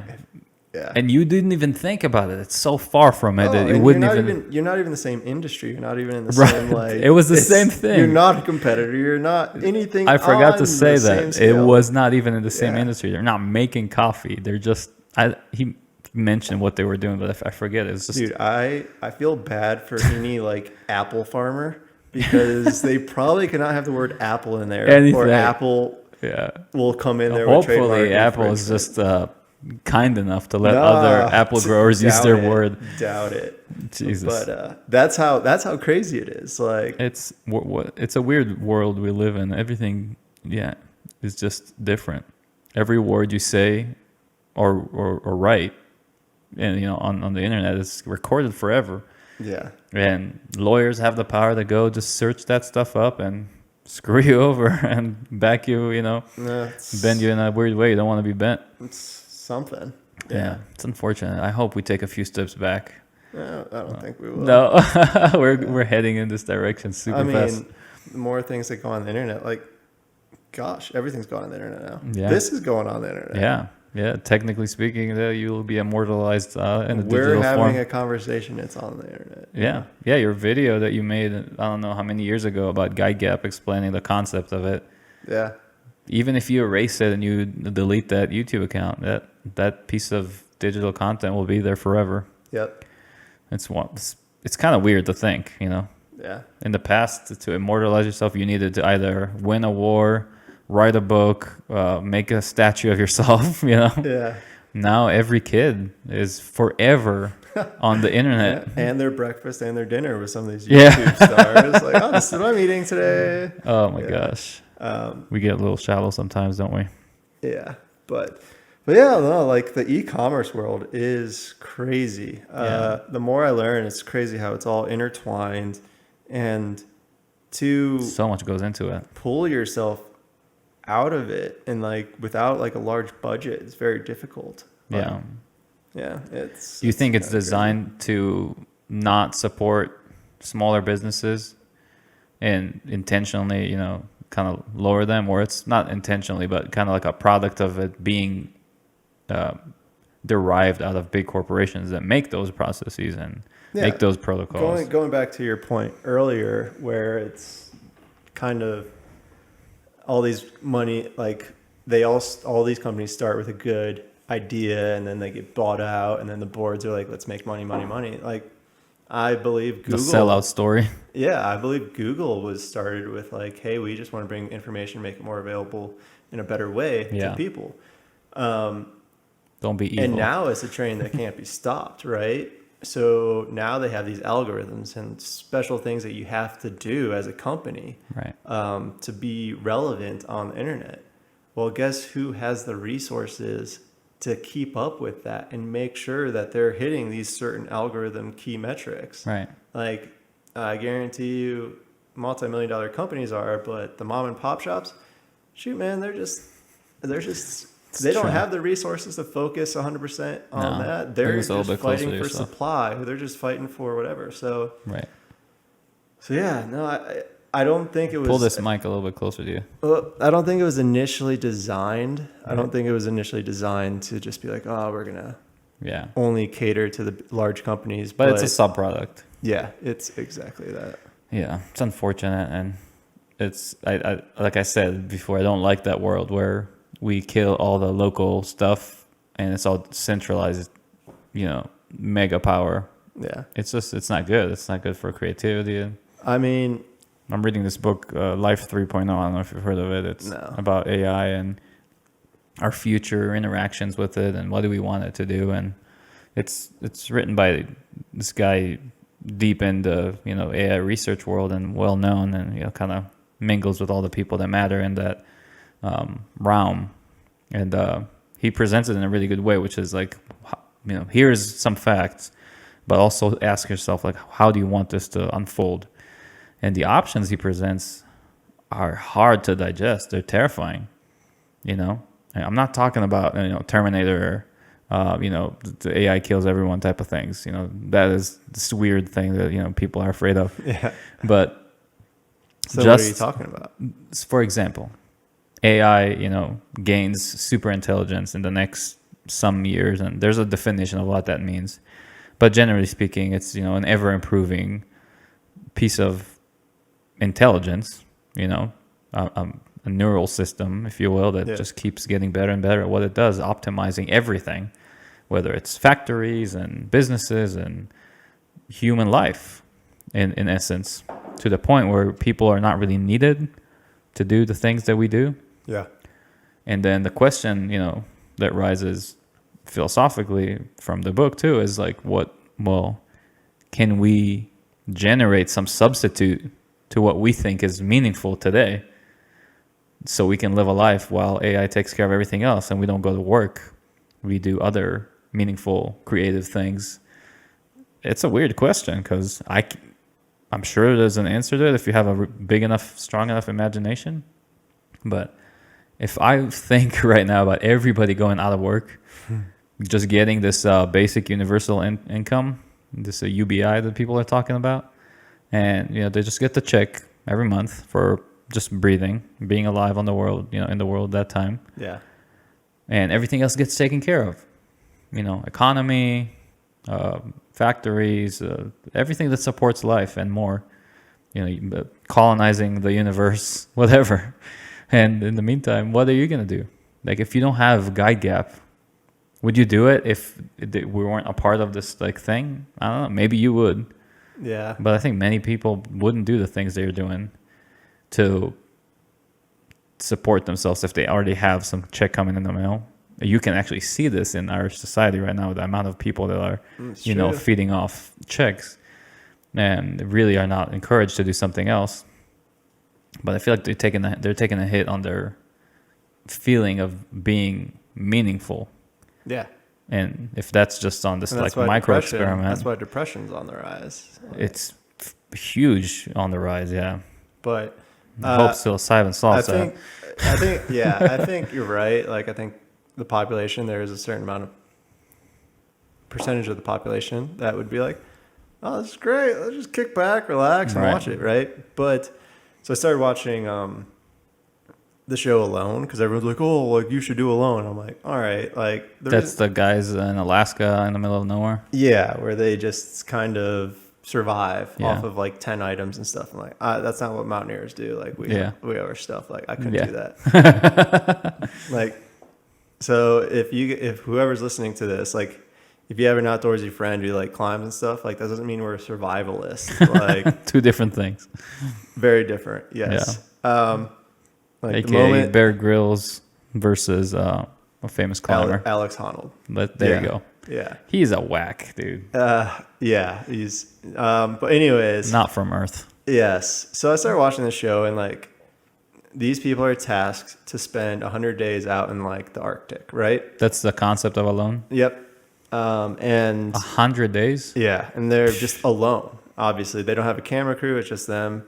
And there's this one guy who's a Marine, like recon sniper, just special forces in the Marines, like different level person, who's just crushing it at first because he has to build a shelter, he has to find food, he has all these tasks, all these goals. The basics are in there.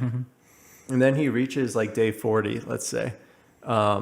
And all of a sudden, like his whole mindset goes from like, oh, I'm gonna like do this, to like now he has nothing to do. His shelter's built. This thing's built. He's got food. Like, and then I think he just gets bored. He's just like, that sinks in fast. yeah, it's he tapped out like Really? 3 days after like this whole thing. Like, Yeah, that's a super mini experiment in that exactly. Like, yeah, and you can lose interest in something and feel like you're not doing something. You're not. You need, like, the moment you don't have something to do, you can't keep pursuing. Like, it's terrible. Yeah. Like, and that's what I think the other half of the population's like. Right. Similar to us on Denali. Right. We were looking at the idea of like, we didn't summit. If we didn't do that, we would have to sit there for 9 days and just like not do anything. And my entire team, no one's like that. We need something to do. So yeah, it's a painful thought. Yeah, yeah. So Einstein like, said, I believe that there's always people that will keep pushing forward, keep doing that. Like, that is a scary concept of like, okay, we just get a paycheck to live right on. But like, we will find a way to be meaningful, is what you're saying. Yeah, I think there's always a population that will do that. Sure, yeah. I hope so. No, I agree, and I think it's more than just a human thing. It's a evolution type of thing. It's a genetic thing embedded in us. The thing that got us to where we are. Yeah. Einstein said, "The day you stop learning is the day you start dying." It's very simple saying, but in essence, it's describing what we're talking about. It's like, if you stop that pursuit of improvement, it's almost like this. If you just look at it from a human level, not just from nature, it feels like this human greed to more and more and more. But in essence, in the most basic form of it, I feel like it's a good thing. It's we're after developing and reinventing ourselves constantly, and it's this weird thing that I agree with what you're saying. It's not going away. It will manifest new ways to become. And we're not going to stop. We'll bring better things. Hopefully, like GuideGap, right? Yeah. No, I mean that was a courageous move. That hopefully that type of thought could occur to more people with the right opportunity of not having to work. You had to do it the old school way, which is go jump on a grenade, see what happens. Yeah. Hope for the best. but like going back to your point too, where I mean when I going back to, I guess, what Einstein said was, when I was in my cubicle, I'm pretty sure I was dying. You stopped learning. Yeah, I stopped learning, and I just became depressed and just like. And again, I had the luxury and like the circumstance too. Like, I didn't have kids, or I didn't have any of that. Right? Yeah, your circumstance allowed it to happen, but maybe even if you had kids and a wife and a life, you would still do it. Who knows? And I was finding meaning outside of that, like, helping with the Colorado Mountain Club and stuff like that. So but it wasn't at work, that's for sure. Yeah, I mean, working in finance is, if you're not really into it, is kind of joining the dark side. If you're not passionate about what you're doing, there's always going to be someone that is passionate, and they're always going to own you. Like, I worked with amazing people, and they would get it done. And it's because not only would they be thinking about it at that cube, but they would go home and they'd be thinking about it, right? Like, that's the big difference. That's a huge difference I feel now, is like, when I'm not in front of a computer working on GuideGap, I'm thinking about it, you know? But like when I was working. When I was in the bank, when I wasn't in that cube, you better believe I wasn't thinking about that. Like I was thinking about the next hike I was gonna go on, the next climb I was gonna go on. Like your head was somewhere else. Yeah, but, where it wanted to be for real. But there were coworkers I had who were in that cube thinking about it, and they were at home thinking about it. Yeah, and you could tell a difference. Like, of course, and they should be where they are. You know, they're making a difference there. And I know from that specific example, it happened to me in flight school. I went to get my private license and some other things, and for a minute there, I actually thought I wanted to be, a commercial pilot. No, I did not actually want that. I thought I wanted it, but the point was going to flight school with a bunch of other people that are studying or learning or wanting to be a pilot. I could tell how far behind the pack I was in having the passion for that. Some people at all ages and all walks of life came there because being a pilot was the only thing they ever really wanted. Ever. For me, it was kind of like a chapter. I was like, oh, I guess I'm out of the military. I guess I'm maybe I'll just get my pilot licenses. Let's see what happens. But it made me feel this is what true passion looks like. Yeah. And I knew I didn't belong there. There was other circumstance of why I discontinued it, and I did get my pilot licenses, and still have them today. But I didn't. It's an expensive hobby. It's very expensive, and it's and if, to do it as a job, it's even worse because it pays horrible at the beginning. You can do it for 5-10 years sometimes, and very low pays. They take advantage of the pilots, all these big airlines. So the people that were willing to eat that were obviously in love with it. They didn't care if you pay them or they have to pay you. They just wanted to be a captain of a 737. That was the dream. And like you said, you could tell because they were breathing it. They were eating it. Everything was aviation. It was just like they recognize every plane in the air, even if it's in the clouds, just based on the sound of the engines. Like you can tell those guys are going to make good pilots because that's all they live, eat, and breathe and sleep. And the same thing you experience with the bankers, because there's some people that are just that's what they want to do. And when you recognize that, it's a window of opportunity to say, I do not belong here. All these weirdos are actually into this. They should be a sign. And it should be a wake up call. Just like, oh, how did I get here? Yeah, you have that thought, right? And then you get the paycheck, and you're like, ooh, that's nice. And that's the hardest thing. That's the thing that Gary Vee keeps coming back to, and he's like, have the courage to say goodbye to that. I had that moment many times where I was in a comfortable place financially, and I wanted to do something new and dangerous and daring, like what we're doing now, which came with no financial guarantees, and it's hard. You gotta give up that paycheck and that security. And I had the idea of GuideGap 3 years before I actually acted upon it because I was so comfortable. I had a manager who was great. Like, life was good. I was coasting. Right. And then all of a sudden I got a manager where it wasn't great. And it was like, I am thankful for that now because that's what prompted me to finally act on it. But like, if you're comfortable, everything's cush, like, hey, it's hard to voluntarily make things uncomfortable. It truly is. And it can't hurt me if anybody ever wants to read that book. That's a good example and reminder of how to take that first step to jumping in discomfort. And the value in it. But I'll say, I'm not going in any frozen lakes anytime soon, though. I'll say it's if I wasn't sitting here after like what I went through to be here and like start GuideGap and make it work, I would read that book and be like, well, yeah, like he says all this and like it sounds good, but like what about timing this? Is important. What about this? What about this? Like you could easily talk yourself to be like, give up on that. Too hard. Here's all the reasons why. And ego is a strong motherfucker. It's amazing.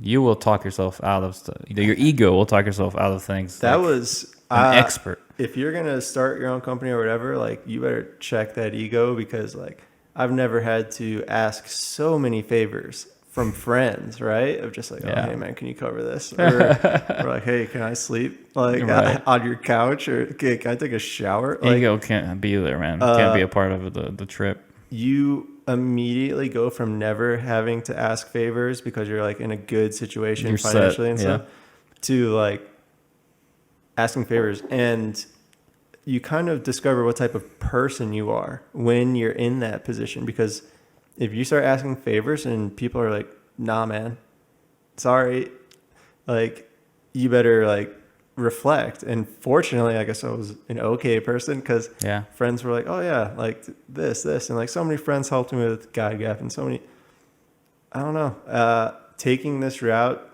really, like that's one example of to discover what type of person you are. Right. Like, but You will. Yeah. yeah, You it's will fast. that's the external part of discovering what type of person you are. Like internally, whew, what Yeah. a metamorphosis. It's a roller coaster. Yeah. And it's a good one too, because like you said, when you start realizing that, this is it, there's nothing to rely on, and I might have to, drive some Uber Eats to make this month happen. Yeah, yeah. It's not that it's not a respectable job, but it's Going from banking and then all of a sudden you're delivering food. Like, on the capitalist, standard. That's a downgrade by all means. And yeah, being able to be a real entrepreneur is being able to eat that shoe and say, I'm out. I'm going out and I'm going to deliver McDonald's so I can make my business work.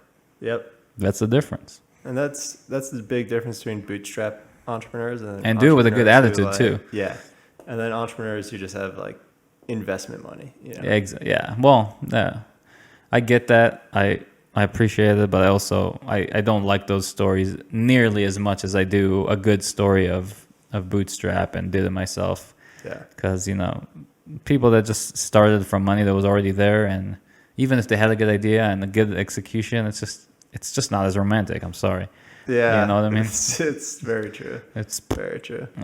we love heroes. Yeah. I read this book by Ernest Becker. It's called Denial of Death. Super recommended for people that are wasting their time not living the life they want to live. And the conversation around hero systems, around this thing that we've built. I'm sure you noticed it everywhere you looked when you grew up. Movies and from Disney to war, all that stuff. It's all around the hero. Yeah. The hero makes it in high school. The hero makes it in the war. The hero makes it in the princess saves the blah blah blah, gets saved. It's all about hero systems, and we're so in love with it. And is as unfortunate as it is, we're bound to like it so much that I still appreciate it in these type of stories too. Because Trump getting $1 million and making some kind of a empire is not appealing to me. What's appealing to me is somebody that had something, gave it up, made something new while it was hard, got beaten to death all the way to the dirt, and kept crawling until he made it happen. That's a hero. That's the story we get attracted to, and that's why people think they want to do this too, because it sounds great. It's true, and I want to reiterate, like, we have that whole story and we have all of that, and like we could both sit here and like talk about it, Right. but this isn't the right way. Like, this is the right way for what I think is, but like, what do I know? Like, Absolutely. everyone has their own thing, like, and everyone has their own story, and like, so that 9 to 5, that's the right thing for people. Oh, absolutely. And then I want to reiterate that because, I definitely have moments where I'm like, oh, that 9 to 5 sounds good. And like, again, I have a great upbringing because of a 9 to 5. So I think it's really important to say that and not ever, be in love with that hero story, because for me, heroes, they have nothing to do with just having an extraordinary story, but also doing what they do, whatever that is, in an extraordinary way. Oh, parents are heroes, right? They sacrifice. Dude. I think looking back on it now, like looking at what my parents did, like they sacrifice so much, right? And They make me not want to have kids. yeah, like I would see coworkers who had kids and what they would do for their kids, like, so it's not always about like, oh, you got to take a lot of risk or you got to do this. No, like, no, not at all. The sacrifices people make make them heroes too. Absolutely. Yeah. And that's completely true. It's a thing of perspective, and it hit me so many times in life. But one of them was, talking about making something out of your situation, and also really enjoying it and doing the thing you're supposed to do. It could happen to me at the DMV, where a bunch of people that hate life are trying to serve me, but there's just one person made the decision that this is what they want to do. They're enjoying it. All they want to do is serve me in a way that would make me feel taken care of, happy, and they go home feeling good about it, and they have zero reservations about how life is going. It's just what they wanted.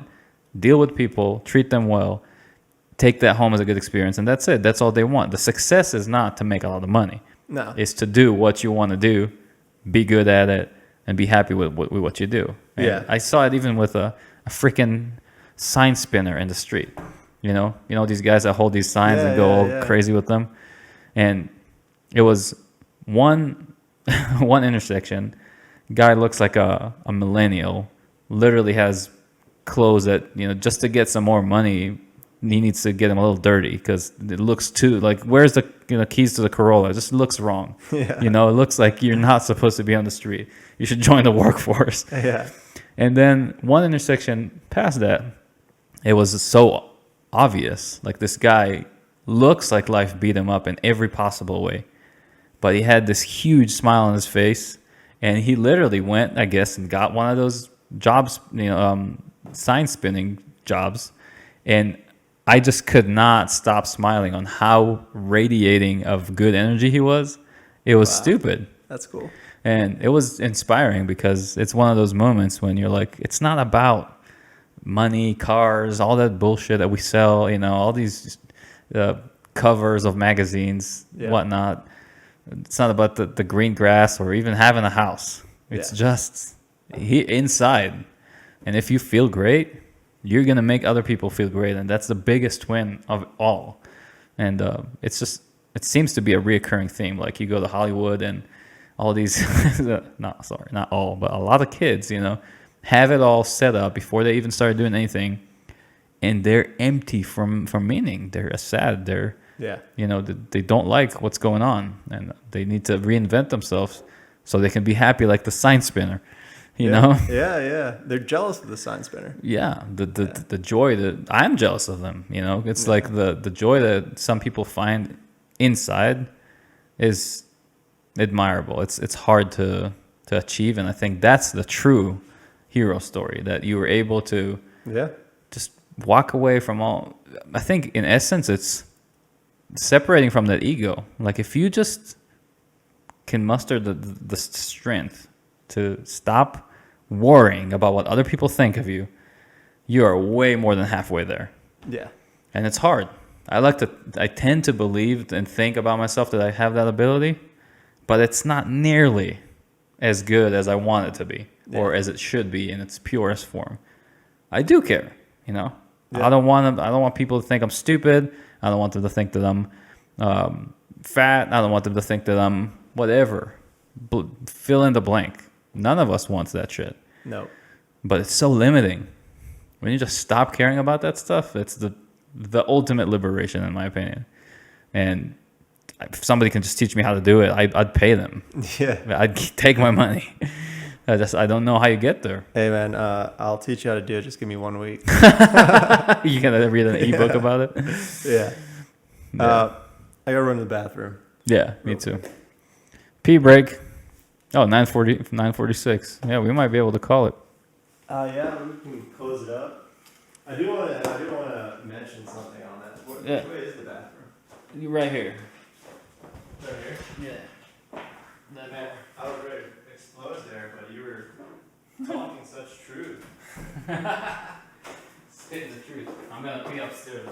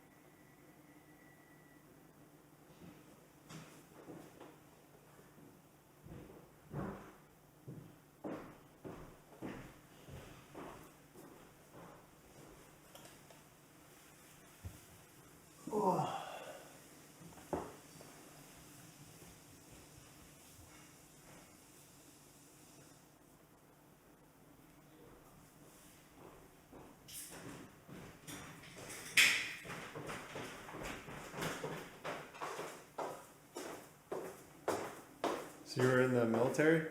Yeah. Nice. Good for you, man. Getting out, figuring out the whole, like, how do I live this free lifestyle? Fuck yeah, dude. Yeah, yeah. But, so yeah, you ready to, we'll close it up in pretty soon? Yeah. Cool. You were saying you're going to mention something before we had to explode on a pee break. Yeah, man, I was ready to explode. The beers, water, all of that stuff. Yeah, it was about a couple minutes of a straight stream, man. Yeah. Good. Oh, the human factor. So yeah, like you mentioned, it's all about just like, it's amazing how people can be happy with certain circumstances, and Inspiring. very inspiring. Like so I was on Denali, right? And I was there trying to figure out a lot of things. Just, I've been mesmerized by this experience for 7 years. So I was just trying to get as much as I could. Soak out of it in. Yeah. You know, and Get your worth. yeah. And it was really a moment of like, there could be some people who were on the mountain and like, gosh, I don't want to go back. Like, I want this moment to last longer because I got this at home. I got this at home. I got this at home. And it was truly a liberating, like blissful, definitely blissful feeling. Right. When I was on that mountain and I was like, I can't wait to get home. I am so happy at like with where I'm at right now and everything. Like, I know there's ups and downs and, you know, there's all of that stuff, but like at this moment, like as we're sitting here, like it's good. Yeah. It's a good. hard place to get to. I know exactly what you're talking about, and it's just it's not in reach for everyone. It's hard.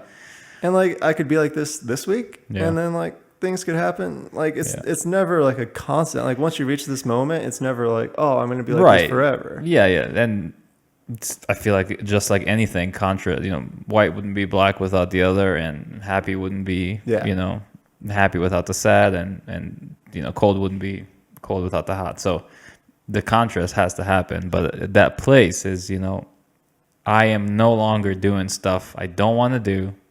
All I'm doing is the things I do want to do for myself, and driving myself to where I want to be. And those moments are like, and for others, like, whoa. I feel like if you're not doing for others, you're pretty much not getting anywhere. Yeah. I mean, it's weird like that.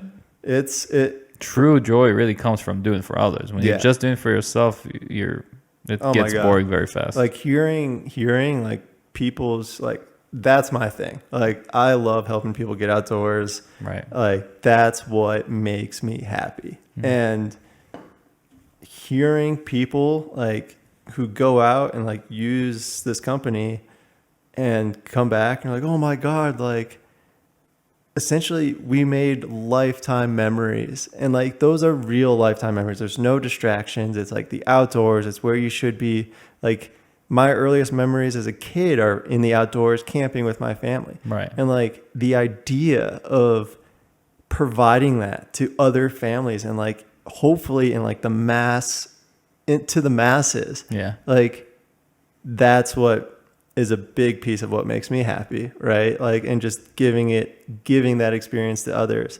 And like, that's what my guides do. That's why they do this. That's why they have that. But that's what they would probably be doing it even if you weren't paying them. Yeah, exactly. So it was a really cool moment on Denali, because Denali was a personal goal. It was me. You wanted to make it happen. Yeah. And now that that's over, like, shoot, man, I'm just excited to like give.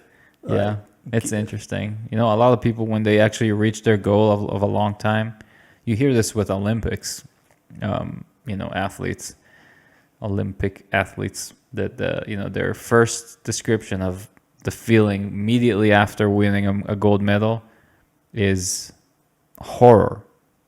What am I going to do? It's over, Yeah. It's like, it's not what you would think, which is, I did it. I'm going to go home and celebrate, and my mom's going to be proud. It's yes.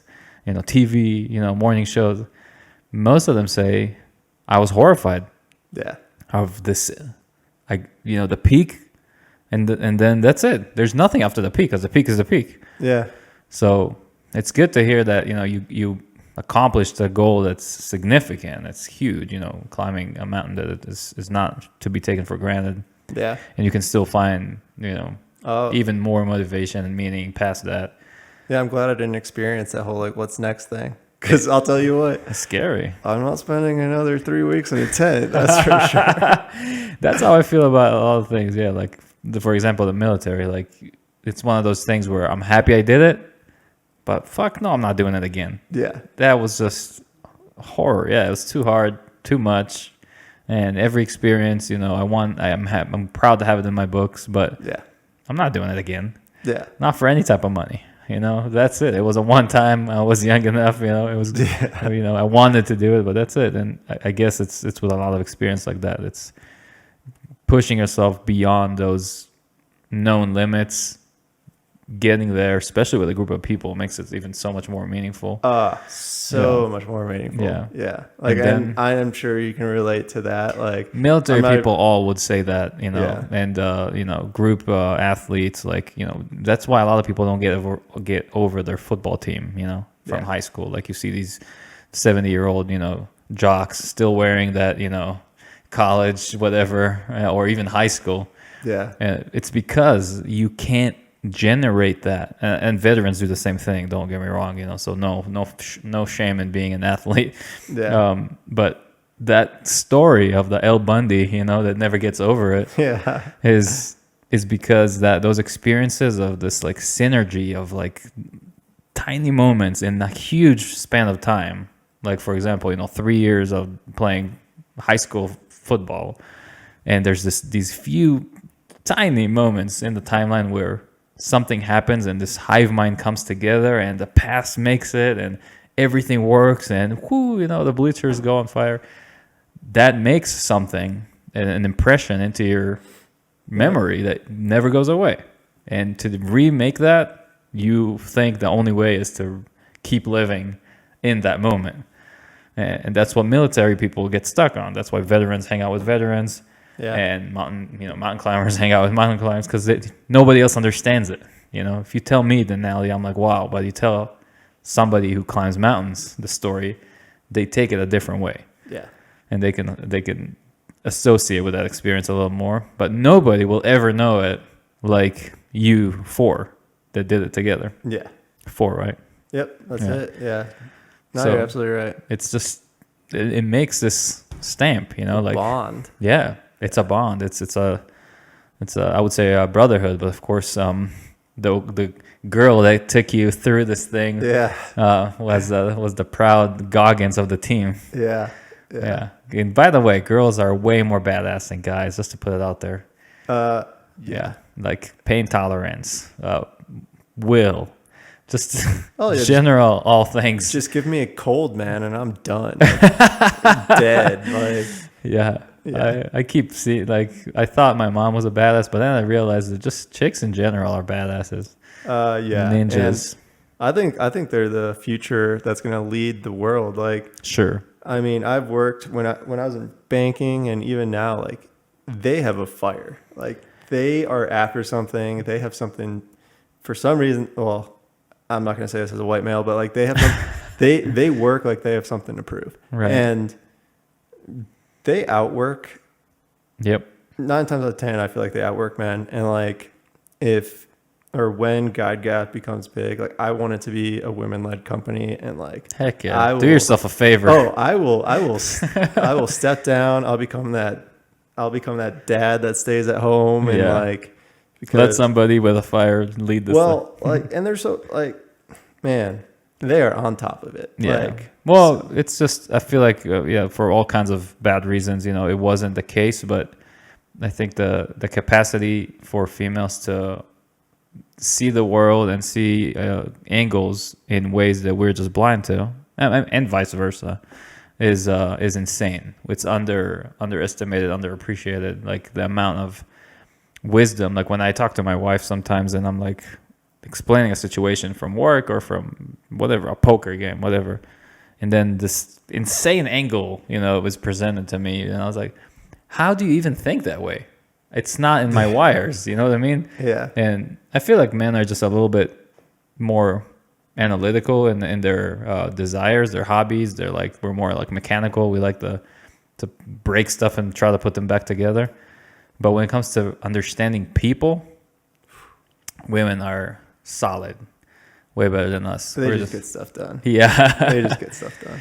Yeah. And there's just no pain tolerance. It's there's pure savage. No, so from birth. Nicole was on the climbing team for Denali, and let's get Nicole on the podcast. Yeah, I'll never forget. Never forget. I again talked about like how we carried my one buddy who hurt himself, like his stuff up, and like Nicole was actually, I think she was feeling altitude sickness. Yeah. She didn't admit it yet, but Nicole, you were probably feeling altitude sickness. She was protecting you guys. You didn't want to. Well, so she gets down from this, and like again, we get down at 8 p.m. and we have to wake up at 5 a.m. to like do this huge 21-hour summit push, and all of us were scarfing down our dinners. Like we're just trying to throw as many calories as we can, and Nicole is actually like throwing up her food, like. Like she said it was indigestion. Like it was altitude sick. But like I'll never forget speaking with her, and like the defeat in her eyes. Like this was one of those moments where it was just like you saw a person at their lowest. Yeah. Like, oh my God. I'm like, Nicole, like this is what we're doing and this is what you have to do. Right. And sure enough, like the next day she was up, she was doing her thing. Like she stayed up while we were all sleeping, like slowly spoon feeding her food, like David Gogginsing it, and like savage mode on. And I'll never forget that moment because like to me that showed how strong of a person she is. And she like, I don't understand, but like sometimes she would ask people like their opinion. She would go off other people's opinions of like, no, Nicole, you're a badass mountaineer and you can make your own decision. Yeah. And like seeing that pure person and just seeing her overcome that is like, it was just a verification that everything you thought about her is true. Yeah. Like you deserve to be here. Like you're the reason we were successful. You're the reason like remember that. Right. And yeah, man, it's just, again, like I have stories like that with all my other teammates as well, but yeah, you guys were okay. It was, but it was just a really cool moment. And I'll always remember that moment because, it's really rare when you see someone at their lowest and then the very next day you see them at their highest. Like it's a hero moment. Boom. Yeah. Hero moment. So yeah, it was cool. But cool. Where can people find the GuideGap? So yeah, basically you just go to guidegap.com and we're in 14 states. Basically, we're in all of the Western states and then New England.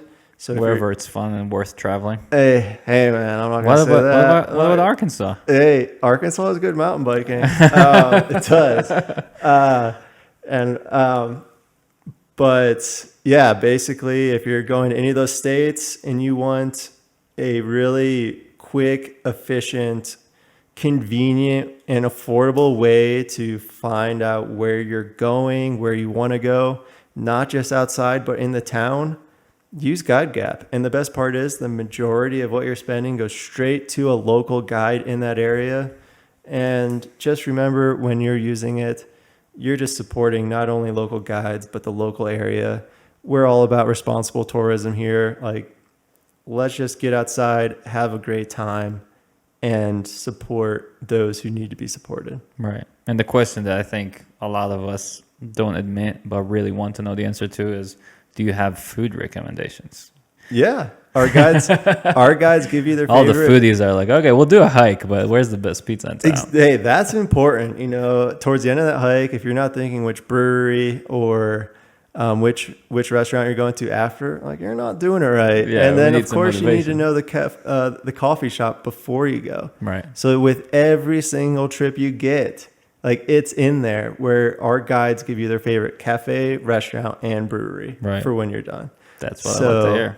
Yeah, like All the foodies, I got you. Yeah, it's, we cover it all just because that's what makes a great experience. But we don't give you too much information. We just give you just enough information so you can go out and get started. Yeah. Usable, practical, digestible. That's it. Yeah. GuideGap.com. Rob, thanks for coming out, man. Hey, thanks for having me. Appreciate it. It was a pleasure. Let's go to sleep. Sir. All right.